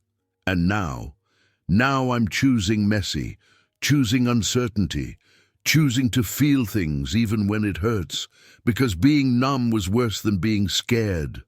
She touched his hand, simple gesture that meant everything. They were learning each other again, discovering who they'd become in 8 years apart. He liked who she'd become, strong, confident, no longer needing saving, and she seemed to like who he was becoming, softer, more present, learning to value connection over achievement. They walked alpine trails when Milo felt strong enough, short distances at first, then longer. Donovan carried him when exhaustion hit, felt trust in how easily Milo leaned against him, how naturally he called him Dad now, like the title had always been his, just waiting to be claimed. I want to be doctor when I grow up, Milo announced one afternoon, halfway up mountain trail, view spreading forever. Like Dr. Zimmerman, so I can help kids like me. You'll be amazing, doctor, Isla said, voice thick with pride. Can I be doctor and artist, or do I have to pick? You can be anything you want, Donovan said. World is full of people who do multiple things. Your mum's artist and teacher and bravest person I know. You can be doctor who paints, or artist who heals, or whatever combination makes your heart sing. My heart sings now, Milo said seriously. Dr. Zimmerman gave me singing heart. They both laughed, delighted by his logic, his innocence, his absolute certainty that everything would work out because why wouldn't it? That evening, after Milo slept, Donovan found Isla on balcony, wrapped in blankets, watching stars emerge. Can I join you? It's your balcony too. He sat, their breath forming clouds in cold air. I've been thinking about what comes next, after we go home. And I want to start that foundation Milo suggested, for kids with cardiac conditions, to help families afford treatments. That's beautiful, Donovan, but you just gave away all your money. I have some left, enough to start small, and I'll fundraise, apply for grants, use everything I know about business to build something that matters. Because if Milo taught me anything, it's that every child deserves chance. Parents shouldn't have to choose between saving their kid and keeping roof over their heads. The Milo Foundation, if he'll let me use his name. I think he'd be honored. She took his hand. You're really different, you know. Different how? You believe in things now. Providence, second chances, happy endings. Old Donovan would have called that naive. Old Donovan was miserable. New Donovan has son who taught him to pray and ex-wife who taught him to hope. I'll take naive if it means I get to keep feeling this way. They sat in comfortable silence. Then Donovan spoke words he'd been carrying. Marry me. She went still. What? Marry me. Again. Differently this time. Not two kids playing house. Two adults who've survived their worst and still choose each other. Donovan, we just started rebuilding. I know. And I'm not asking you to answer now. I'm just letting you know where I stand. I want to marry you again. I want to build life together. I want to be family, officially, legally, permanently. And when you're ready, if you're ever ready, I'll be here. She studied his face, searching for cracks, for signs of old Donovan. What if I'm never ready? Then I'll still be here, being Milo's dad, being your friend, building foundation, living 2 blocks away and showing up every morning. Because, Isla, I'm not here just to win you back. I'm here because this is where I belong. With or without ring, you're my family. That's not fair. You can't say things like that. Why not? Because it makes it really hard to keep my walls up. She was crying now. I spent 8 years protecting myself, building life that didn't need you, and now you're here being perfect, and I don't know what to do with that. You don't have to do anything. Just let me keep showing up. Let me keep proving this is real. And maybe, someday, you'll believe it enough to risk trusting me again. Ask me again, she said finally, when we get home, when Milo's completely healthy, when we've lived normal life together, not crisis life. Ask me then, and I'll give you real answer. Deal. She leaned against him, testing, and he held still, letting her come to him. They sat under stars, 2 broken people learning to be whole together, believing, maybe, that some things could be healed if you wanted it badly enough, if you showed up every day and kept choosing love, if you remembered that home isn't a place, it's people. And they were finally finding their way home. They flew home 3 weeks later, Milo healthy enough to travel, practically bouncing with excitement about airplane, about going home, about showing everyone his scar and telling stories about Switzerland. He'd grown somehow, not just physically, but in spirit, like surviving death had given him wisdom beyond his years. The Asheville airport was beautiful chaos. It seemed the entire town had shown up, banners reading, "Welcome home Milo" and "Our little fighter," covering every available surface. People held balloons, flowers, handmade signs. When they emerged from gate, crowd erupted in cheers. Maggie reached them first, mascara already running, pulling Isla into fierce hug, and then Donovan, no longer treating him like outsider but like family returned. Then she crouched to Milo's level, careful with him, despite doctors' assurances he was sturdy now. You did it, brave boy. You scared us all half to death, but you did it. I'm okay now, Maggie. Look. He pulled up his shirt, showing surgical scar that bisected his small chest, badge of honor he wore with pride. Dr. Zimmerman gave me bionic heart. Not bionic, Isla corrected, laughing through tears. Repaired. Bionic sounds cooler. Can I tell people it's bionic? You can tell people whatever you want, buddy, Donovan said, hand on his son's shoulder, proprietary and proud. Dr. Hammond appeared through crowd, still in his doctor's coat like he'd come straight from hospital. Welcome home, Milo. How do you feel? Really good. My heart is super strong now. Want to hear it? Without waiting for answer, he pressed Hammond's hand to his chest. See? Beating perfect. Hammond's professional composure cracked, eyes glistening. Absolutely perfect. Best sound I've heard all year. The celebration moved to Isla's art studio, transformed by community into Welcome Home headquarters. Food appeared as if by magic. Local restaurants donating whole spreads, neighbors bringing casseroles and desserts, everyone contributing to feast. Music played from speakers, Children ran around, adults clustered in groups, talking and laughing and celebrating this small miracle in their midst. Donovan stood in corner, watching, overwhelmed by generosity of people who barely knew him but loved Isla enough to claim him too. This was what he'd been missing in New York, not just love, but community. People who showed up not because they had to, but because they wanted to, because they cared. Because that's what family did, and in Asheville, everyone was family. "Quite a turnout," said a voice beside him. He turned, froze. His mother stood there, elegant and out of place in designer suit, but her face was open, vulnerable, nothing like the cool composure she usually wore. "Mom, you came. I said I would. I'm trying to do that now." "Keep promises." Caroline Sterling looked around studio, at art covering walls, at people laughing and eating and celebrating. This is really something. I don't think I've ever been to anything quite like this. It's called community. It's what happens when you invest in people instead of portfolios. Don't be smug. It doesn't suit you." But she was smiling, and he saw tears, threatening, carefully controlled. "I'd like to meet him. My grandson. If that's acceptable." Donovan's throat tightened. "I'd like that. Come on." He led her through crowd to where Milo held court, surrounded by children who wanted to hear surgery stories, who touched his scar with reverent awe, who made him feel like hero instead of invalid. "Milo, there's someone I want you to meet." Milo looked up, curious, and Donovan saw his mother's breath catch as she got first real look at her grandchild.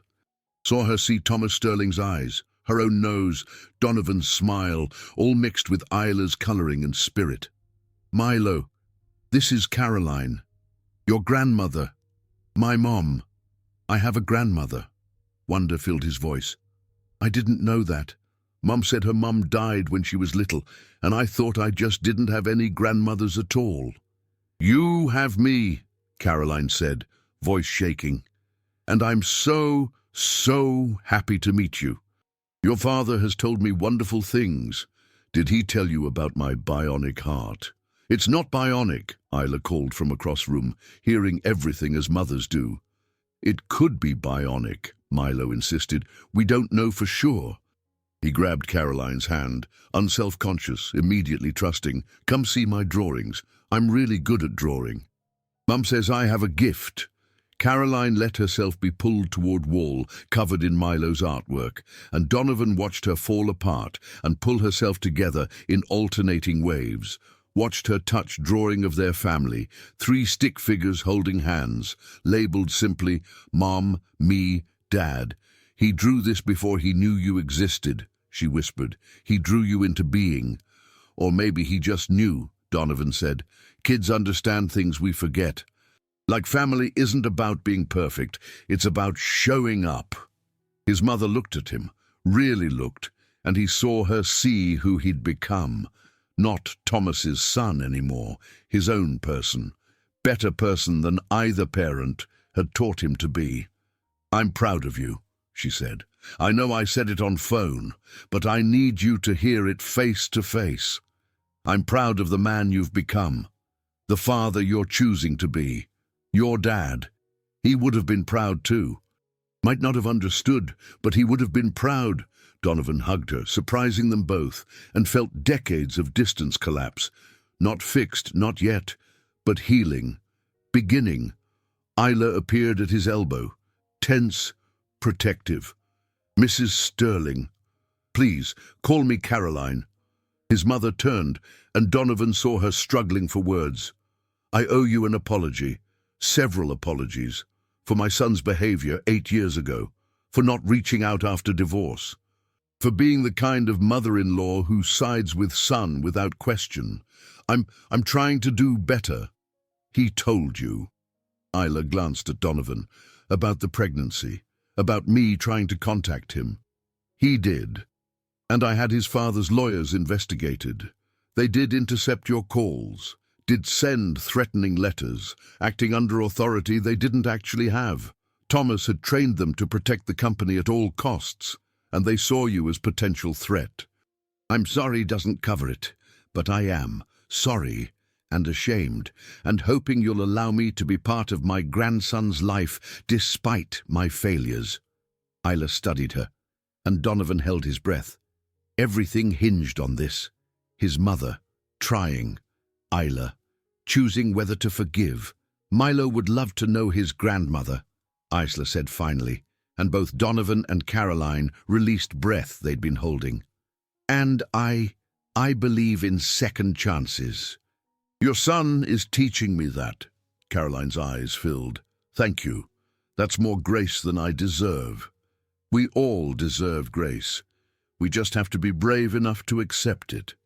The party continued until evening, people slowly filtering out with hugs and promises to check in soon, taking leftovers because Isla couldn't possibly eat all this food herself. Finally, just core group remained.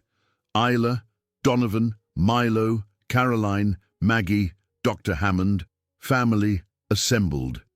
"I can't believe you're really here to stay," Maggie said to Donovan, still slightly suspicious, still protecting Isla the way good friends do. "You're not going to get bored? Miss your fancy New York life?" The fancy life was costume. This is real. He looked at Milo, already falling asleep in chair, exhausted from excitement. "This is everything." "Good. Because if you hurt them again, I know how to hide a body in these mountains." She said it smiling, but nobody doubted she meant it. "Fair enough. I'll try to stay in your good graces." "See that you do." After everyone left, after Milo was tucked into his own bed for first time in month, Isla found Donovan on her porch. Their porch, really. He'd been spending so much time here it felt like home now. "Thank you," she said, settling beside him. "For everything. For selling your company, for being here, for bringing your mum, for all of it.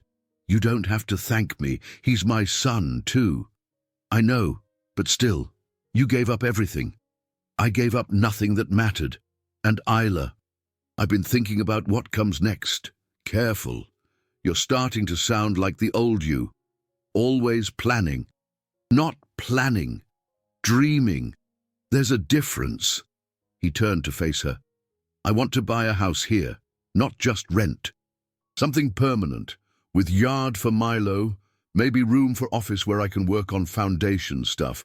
And I know you're not ready for us to live together, but 2 blocks away, close enough to be present, far enough to give you space." She considered this, and he waited, learning that sometimes the bravest thing was shutting up and letting someone else make decision. "I think that sounds perfect. Milo would love having you that close, and I would too." "Yeah? Yeah? You've proven you mean it, Donovan.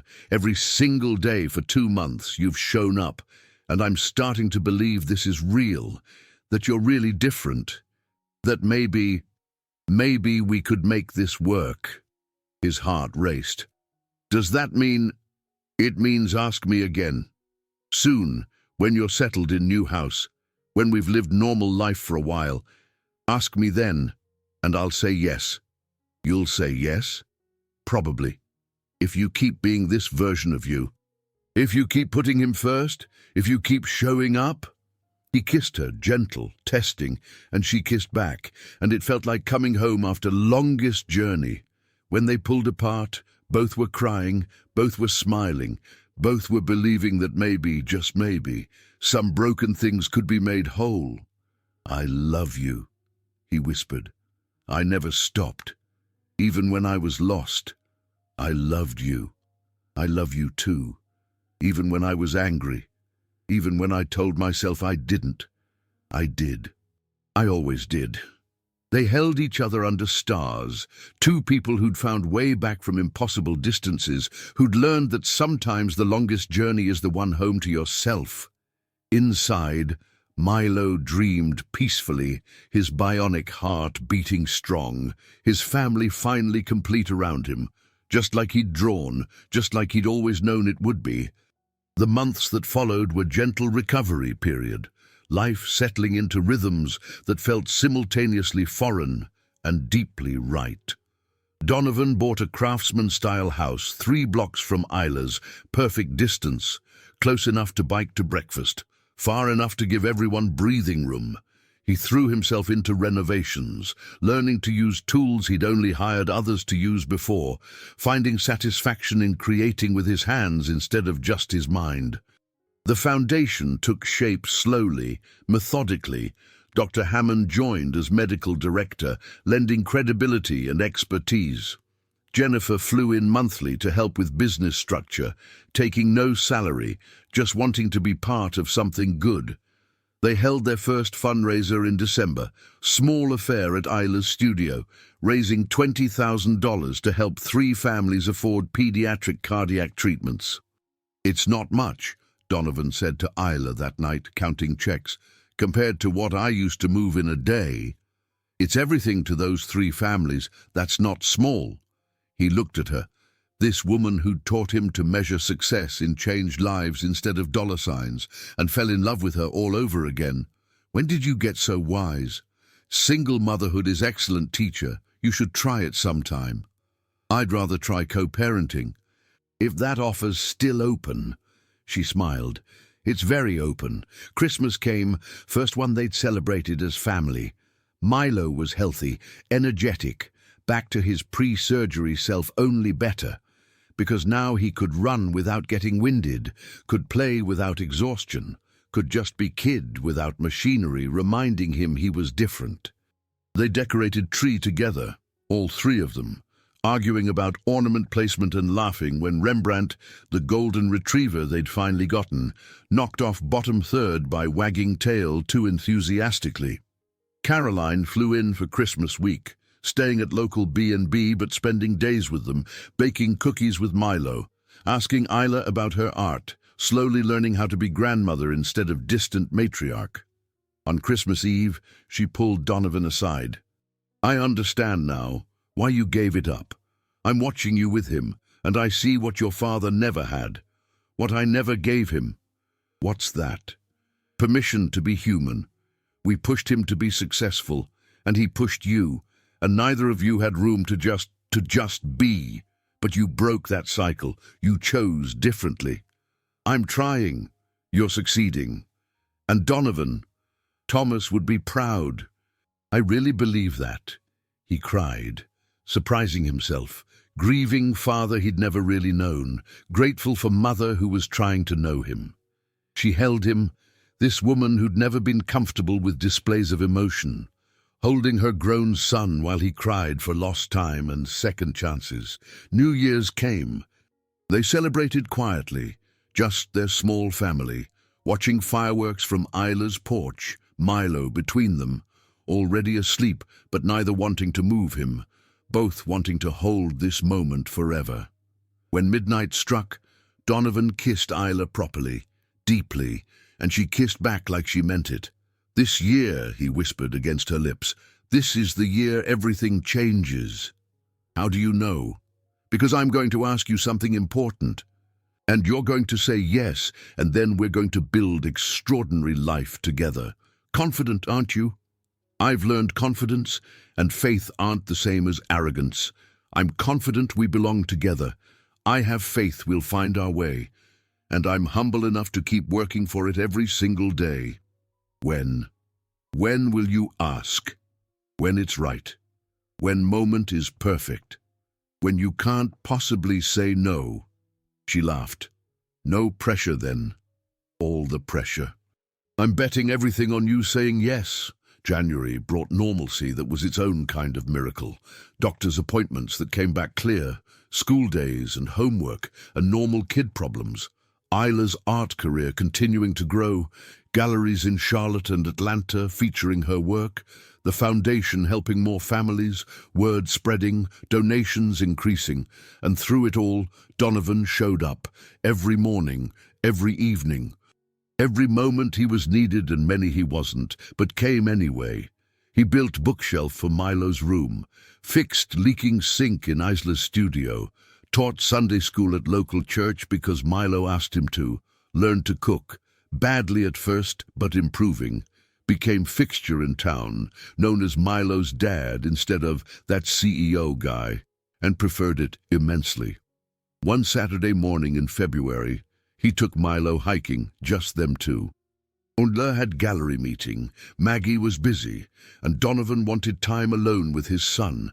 They climbed their favorite trail, one that led to Overlook with views for miles. "Dad," Milo asked halfway up, slightly winded but nothing like before, "are you and Mom getting married?" "I want to." "Why? Would that be okay with you?" "It would be perfect. Tommy at school says his parents fight all the time, but you and Mom don't fight. You laugh a lot. I think you should get married and have more kids. I want sister." "You know, you're the second person to suggest more kids." "Who was the first?" "Your mum's doctor. Kind of in a roundabout way." "What does roundabout mean?" "It means he suggested your mom might want more kids someday, and I'd love that. Brothers or sisters for you if your mom wants." Milo considered this seriously. "I think she wants. She looks at baby pictures of me and gets sad. Like she wishes she could do it again. You're very observant. Mom says I see things other people miss, like how you look at her when she's not looking. You look at her like she's the whole world. Out of the mouths of babes, she is. You both are." They reached Overlook, sat on their favorite rock, shared water and granola bars. Below, valley spread out, Asheville nestled in mountains, looking like Toy Town, manageable, beautiful, home. "I'm going to ask her to marry me," Donovan said. "Soon. I wanted you to know first, because you're part of this too. Can I help? Like, can I be there when you ask? Actually, I was hoping you'd give me away at the wedding. Your mum doesn't need anyone to give her away. She's her own person. But I need someone to stand with me, someone to remind me this is real. Would you do that?" Milo's eyes went wide. "Really? I get to stand with you? If you want to. You're the reason I'm here, buddy. You're the reason I came back, learned to be better, figured out what matters. Seems right you should be there when I promise to keep being that person." Yes, I want to." He paused. "Are you scared that she'll say no?" "Terrified. But I'm going to ask anyway. Because brave isn't not being scared. It's being scared and doing it anyway. That's what Mom told me before my surgery. Your Mom's very wise." They sat in silence, father and son, watching hawks circle below them, watching world continue its beautiful spinning. Then Milo spoke again. "Thank you for coming back, for being my dad, for making Mom happy again. I used to hear her cry at night. Before you came back, she doesn't cry anymore. She laughs instead. That's because of you." Donovan couldn't speak, overcome, just pulled his son close and held on. This remarkable child who taught him everything important, how to pray, how to hope, how to measure wealth in laughter instead of zeros, how to be human again. "I love you, buddy." "I love you too, Dad." They hiked back down, planning proposal, two co-conspirators with secret mission. And for first time in his life, Donovan felt like he was exactly where he was supposed to be, doing exactly what mattered, being exactly who he was meant to become. Not CEO, not success story, not anything except dad, partner, man learning to be worthy of the love he'd been given, and it was more than enough. It was everything. March arrived with first whispers of spring, mountain valleys coming alive with wildflowers, trees budding with promise. Ada's birthday was approaching, and Donovan had a plan. Well, he and Milo had a plan. A perfect, terrifying, absolutely necessary plan. They chose the meadow where he and Isla had been married the first time, 12 years ago, when they'd been too young to understand what forever meant. Caroline flew in, ostensibly for Isla's birthday, but really to be there for what came after. Maggie was enlisted to get Isla to the meadow under pretense of birthday picnic, ordinary celebration that would become extraordinary. The day dawned clear and bright, absurdly perfect, like universe was finally on their side. Donovan woke at dawn, nervous, rechecking ring for 100th time. It wasn't expensive, not by his old standards.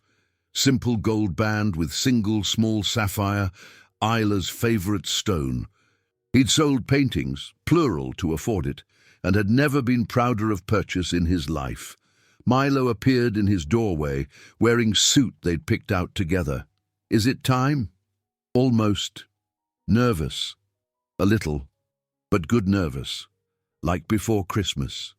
They drove to Meadow, meeting Maggie and Caroline and Dr. Hammond there, small group of witnesses to hopefully one of best moments of Donovan's life. They set up simple picnic, spread blanket, arranged flowers. Nothing elaborate, just beautiful. "She's going to cry," Maggie predicted. "Happy tears, but still, she's going to be a mess." "I'm already a mess," Donovan admitted. "How do people do this? I've negotiated $100 million deals with less fear." "Because those deals didn't matter," Caroline said. "This one does." They saw Isla's car approaching. Everyone took positions, trying to look casual, failing spectacularly. She parked, got out, looking confused by congregation. "What's going on? I thought we were having quiet picnic." "We are," Milo said, taking her hand. "But also something else. Come see." He led her to where Donovan stood, surrounded by wildflowers beginning to bloom, mountains as backdrop, family as witnesses. Recognition dawned in her eyes. "Donovan, what is this?" "It's me keeping a promise," he said, voice remarkably steady for someone whose heart was attempting escape. "You told me to ask you when we'd lived normal life together, when I'd proven I meant it. Well, we've lived 5 months of beautiful, messy, normal life, and I think I've proven, or at least I hope I've proven, that I'm here for keeps." He dropped to one knee. Isla's hand flew to her mouth. Milo stood beside him, grinning exactly where he belonged. "Isla Marie Vance, I married you once when we were too young to understand what we were promising. I'm asking to marry you again, older and wiser and so grateful for second chance I don't deserve, but am getting anyway. I promise to show up every day, every hard day and every easy day and every ordinary day that turns out to be extraordinary. I promise to put you and Milo first, always. To build the life we design together, not the life anyone else expects. To love you not just in the easy moments, but especially in the hard ones, because that's when love matters most." He pulled out ring, hand shaking slightly. "I promise to be your partner, your friend, the person you can count on when everything else falls apart. I promise to make you laugh when you want to cry and to let you cry when you need to. I promise to raise our son together as equals, to make big decisions together, to never again think I know better just because I'm proud. I promise to keep becoming the man you deserve, even when it's hard, even when I fail, even when I want to give up."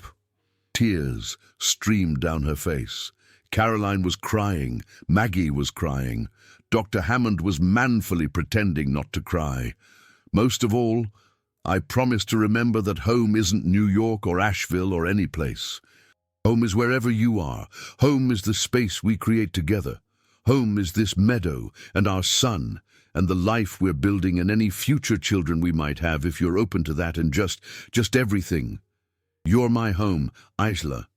You always were. I just had to lose everything to figure that out." He looked up at her, vulnerability complete. "Will you marry me? Again, forever this time? I promise this time I understand what forever means." She was sobbing now. Beautiful disaster. Everything he loved about her. "You really mean it. All of it. Every word. I know actions speak louder, and I'll keep proving it every day. But yes, I mean every word." She looked at Milo, who nodded encouragingly, looked at Caroline, who was beaming, looked at Maggie, who mouthed, "Say yes, you idiot." Looked back at Donovan, this man who'd broken her heart and spent 6 months putting it back together, piece by careful piece.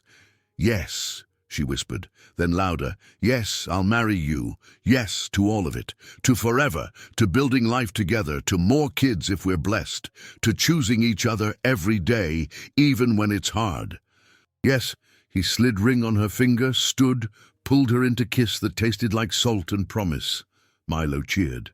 Everyone clapped, and Donovan felt something settle in his chest. Peace that had been missing finally sliding home. I love you, he said against her lips. God, I love you so much. I know, I love you too. Now and always. Forever, forever. This time, forever seemed possible. This time, it seemed guaranteed. They celebrated with champagne, sparkling cider for Milo, toasting to second chances and new beginnings. Caroline hugged Isla, welcoming her officially to family.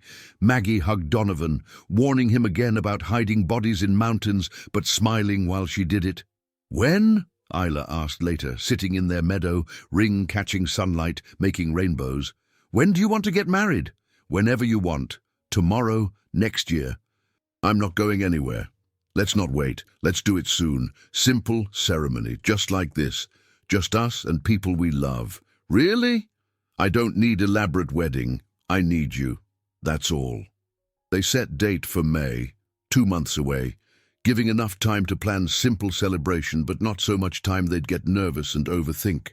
Small ceremony in same meadow, reception at Isla's studio, honeymoon nowhere because neither wanted to leave Milo yet. When he's older, Isla said, when he's ready for us to be gone for a week, we'll take real honeymoon. Where would you want to go? Paris. I've always wanted to see Paris. The Louvre, Musée d'Orsay, just walk along Seine and paint everything. Then Paris it is, someday, when our kid who scared us all to death is old enough to not need us every second. He'll always need us. True. But hopefully not as intensely. They lay in grass, watching clouds, Milo running through flowers with abandon he couldn't have managed year ago, proof of miracles and second chances and love that refused to quit. I'm pregnant, Isla said suddenly, quietly. Donovan sat up so fast he got dizzy. What? I'm pregnant. About 8 weeks. I found out last week but wanted to be sure before I told you. Didn't want to add pressure to the proposal. Pressure, Isla, this is wonderful. We're having a baby. You're sure? Because it's fast and we're just getting back together and... He kissed her, silencing worries. I'm sure. I'm so sure. Yes to all of it. Yes to marrying you. Yes to raising Milo together. Yes to this baby. Yes to whatever comes next. Yes to everything. She cried again, happy tears, the kind that healed instead of hurt. And Donovan held her, this woman carrying his second child, this woman who'd forgiven him when she shouldn't have, this woman who was teaching him that some things are worth any price. Milo noticed them talking seriously, came running over.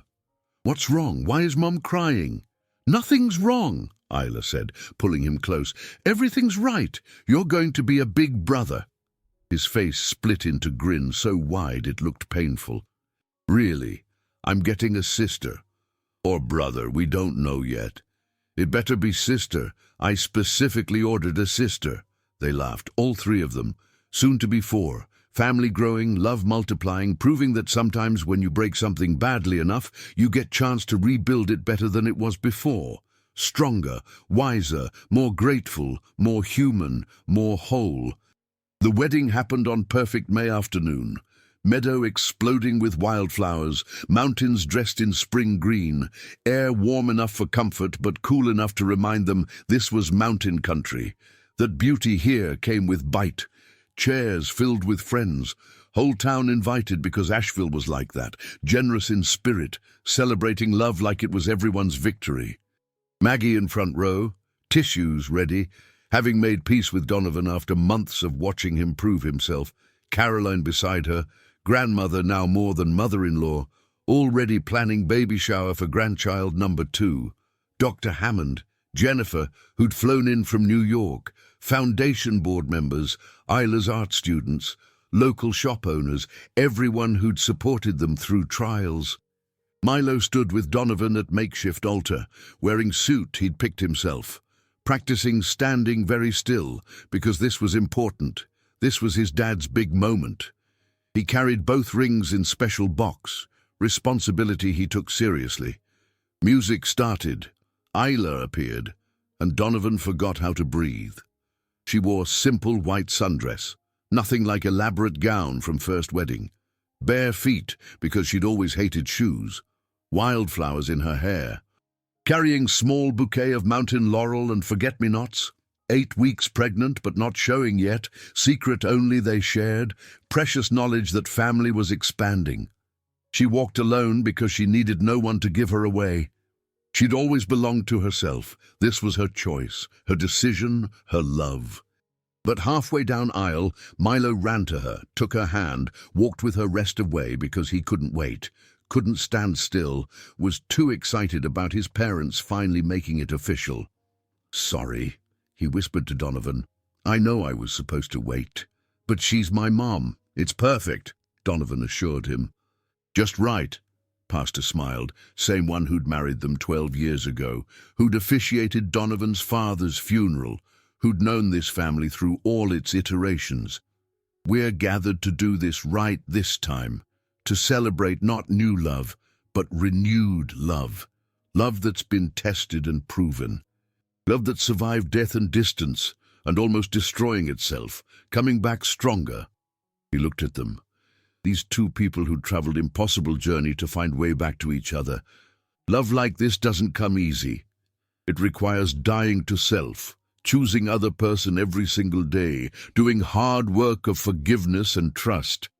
But when it works, when two people are brave enough to try again after failing once, there's nothing more beautiful. Donovan and Isla joined hands, rings waiting, promises forming. They'd written their own vows, naturally, wanting words that meant something specific, something true. Donovan went first, voice steady despite everything at stake. "Isla, I promised you forever once before, and broke that promise. I can't take that back. Pain I caused, years you spent alone, moments I missed with our son, those scars exist. But I can promise you forever again, differently this time.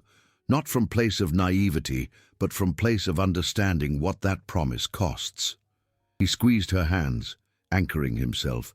"I promise to show up, even when it's hard, especially when it's hard. To put you and our children first, always. To measure success not in money or achievement, but in how much I made you laugh today, how well I loved our kids, whether I was present or just physically there.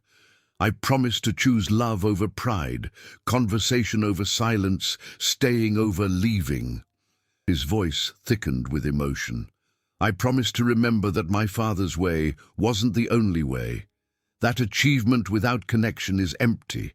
That power without love is just loneliness in expensive suit. I promise to keep becoming man you deserve, man our children deserve, man I should have been from the start. And I promise on everything I am I will never leave again, not when it's hard, not when I'm scared, not ever. You're stuck with me." Isla wiped tears, composing herself. Her turn. "Donovan, you broke my heart. You left me when I needed you most, made me raise our son alone, taught me to be strong by forcing me to be strong. I spent years hating you, more years forgiving you, and now I'm choosing to love you again. Not because I've forgotten what you did, but because I've seen who you've become." She touched his face, tender gesture that held years of history. "You taught me that people can change, that second chances are real, that love is brave enough to try again after being devastated. You've shown up every single day for 6 months, proving you mean it. And I believe you now. I believe in us." Her voice strengthened. "So I promise to keep choosing you, even when you annoy me, which you will, even when we disagree, which we will, even when life gets hard again, which it will. I promise to be your partner, not your project, to challenge you when you slip back into old patterns, to remind you what matters when world tries to convince you otherwise. I promise to raise our children together as true equals, to make big decisions together, to never let resentment build into walls between us." She smiled through tears. "I promise to love you, not the perfect version I imagined, not the person you might become, but exactly who you are right now, flawed and trying and showing up. You're my home, Donovan. You always were. I just needed you to remember that first." They exchanged rings, simple gold bands. Milo handed them over with exaggerated care, making everyone laugh, breaking tension in best possible way. Pastor grinned. "By power vested in me, by grace of God and patience of this community, I pronounce you married. Again, for keeps this time. You may kiss your bride." Donovan pulled Isla close, kissed her thoroughly, heard crowd cheer, heard Milo yell, finally, didn't care, just held woman who'd become his entire world. When they broke apart, both were crying, both were smiling, both were believing impossible things. Milo inserted himself between them, arms around both, jumping excitedly. "We're official family now. Can we get pizza to celebrate?" Everyone laughed, breaking into applause. Isla ruffled his hair. "We'll definitely get pizza." "And can we tell everyone about the baby now?" Gasps rippled through crowd. Isla shot Milo a look. "That was supposed to be secret for 2 more weeks." "Oops, sorry, but I'm excited. Everyone should know I'm getting a sibling." Donovan picked him up despite him being almost too big, twirled him around. "You're getting a sibling, and you're going to be the best big brother in the whole world." Congratulations erupted. Caroline pushed through crowd, crying, hugging everyone. Maggie was sobbing openly. Jennifer was already planning baby shower. And through it all, Isla and Donovan held hands, connected, complete. The reception flowed naturally from ceremony, moving to Isla's studio transformed with lights and flowers and love. Food appeared, music played, children ran wild, adults drank and danced and celebrated this unlikely victory. Isla and Donovan danced together, barely moving, just swaying, holding each other. "Happy?" she asked, deliriously. "You." "More than I knew was possible." She leaned into him. "Thank you for not giving up. On us. On yourself. On believing we could fix this. Thank you for letting me try. For forgiving me when you shouldn't have. For giving me son I didn't deserve and baby on the way and life I never imagined. We're going to be okay, aren't we? We're going to be better than okay. We're going to be extraordinary." They danced under stars coming out, under moon watching over them, under vast sky that seemed to be holding its breath, waiting to see if they'd make it. And they would. They were. They already were making it, one day at a time, one choice at a time, one moment of showing up at a time. Later, cutting cake. Milo made toast with his sparkling cider. "To my mom and dad, you took a long time to figure it out, but you finally did. And now we're family, forever family. No take-backs." "No take-backs," Donovan and Isla agreed in unison. And standing there, surrounded by people who loved them, holding woman he'd almost lost forever, knowing his son was healthy and second child was growing, understanding finally what success actually meant. Donovan Sterling felt wealthy beyond measure, not in money, in what mattered, in love multiplied, chances taken, grace extended, in coming home to himself so he could be home for them, in learning that the wrong suitcase had been exactly right, that sometimes providence disguises miracles as mistakes, that sometimes you have to lose everything to find everything that matters. And he'd found it, finally, truly, completely. He'd found home. 2 years later, life had expanded in ways Donovan never imagined possible. The foundation had helped over 2,000 families afford pediatric treatments, growing beyond cardiac care to include other chronic conditions. Dr. Hammond ran medical operations, Jennifer handled business side, and Donovan did what he did best. Connected people, raised money, told Milo's story to inspire others to give. The work was harder than running Sterling Enterprises ever was. more rewarding too. Every thank you letter from saved child's parents, every update on kid who got treatment and thrived, every picture of families staying together because they didn't have to choose between child's health and financial ruin, these were his quarterly reports now. These were his success metrics, and they meant everything. Isla's art career had exploded in beautiful ways. Her Heartbeat series had gone viral, leading to exhibitions in major museums, features in art magazines, collectors waiting years for her pieces. But she'd stayed in Asheville, kept teaching local kids, insisted her studio remain accessible to community that had supported her through everything. "Fame is fine," she told reporter, who asked why she didn't move to New York. "But family is better. I'm not leaving the town that saved us." They'd moved into bigger house, one with yard for kids and dog, studio space for Isla, home office for Donovan. Sarah Marie Sterling had arrived on rainy October morning, screaming her displeasure at world, red-faced and perfect.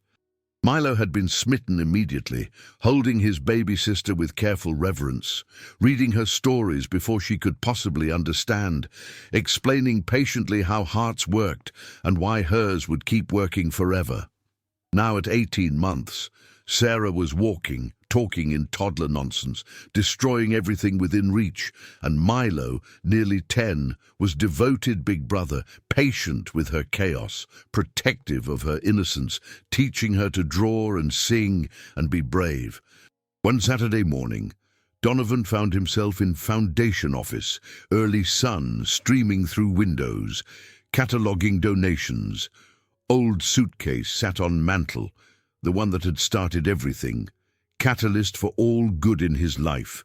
They'd turned it into foundation's symbol, the wrong suitcase that had been exactly right, providence disguised as mistake, divine timing that had saved multiple lives. His phone buzzed. Isla, sending video.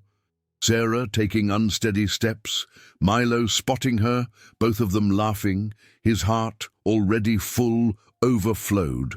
This was wealth, this was success, this was everything his father had chased in wrong places, right here, in small hands and bedtime stories and ordinary Saturday mornings that turned out to be extraordinary.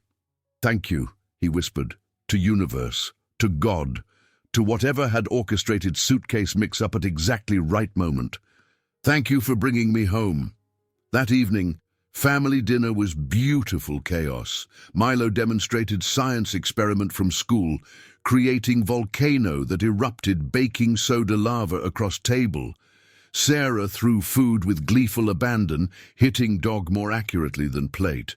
Isla presided over chaos with calm born of practice, and Donovan helped clean up, domesticity he'd never imagined loving this much. After kids were asleep, they sat on porch, habit now, watching stars emerge. "Happy?" Isla asked. Same question she'd asked so many times, answer always changing, always evolving. "Absurdly happy. You?" "More than I can put into words." She leaned against him. "You know what I was thinking about today?" "What?" "That day at JFK, when you grabbed the wrong suitcase. What if you'd noticed immediately? What if you'd switched it back before reading my diary? We'd still be broken. Milo would have gotten sicker. I would have been alone. Everything would be different.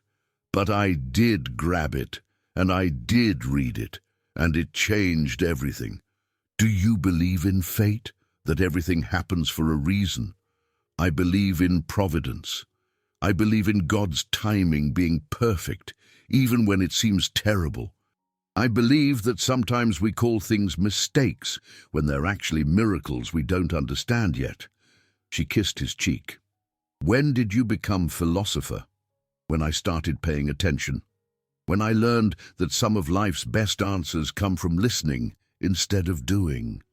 They sat in comfortable silence, two people who'd traveled impossible distances to find way home. Inside, on Milo's desk, updated drawing hung, 5 stick figures holding hands, carefully labeled, Mom, Dad, me, Sarah, and Rembrandt the dog, a family complete, whole, exactly as it was always meant to be. And in foundation office, old suitcase sat on its mantle, reminder that sometimes what looks like ending is actually beginning. Sometimes what feels like losing everything is actually finding what matters. Sometimes you have to get completely lost to discover you're exactly where you belong. And sometimes, if you're very lucky, if you're very brave, if you're willing to believe in impossible things, home is waiting when you arrive. Not the home you left. Better. The one you built from ruins, from mistakes, from second chances and third chances, and however many chances it takes to get it right. The home made not of walls, but of people who choose you every day. The home you find when you finally stop running and start seeing, when you remember that success isn't something you achieve, it's something you become. Someone who shows up, someone who chooses love, someone brave enough to believe that broken things can be made whole.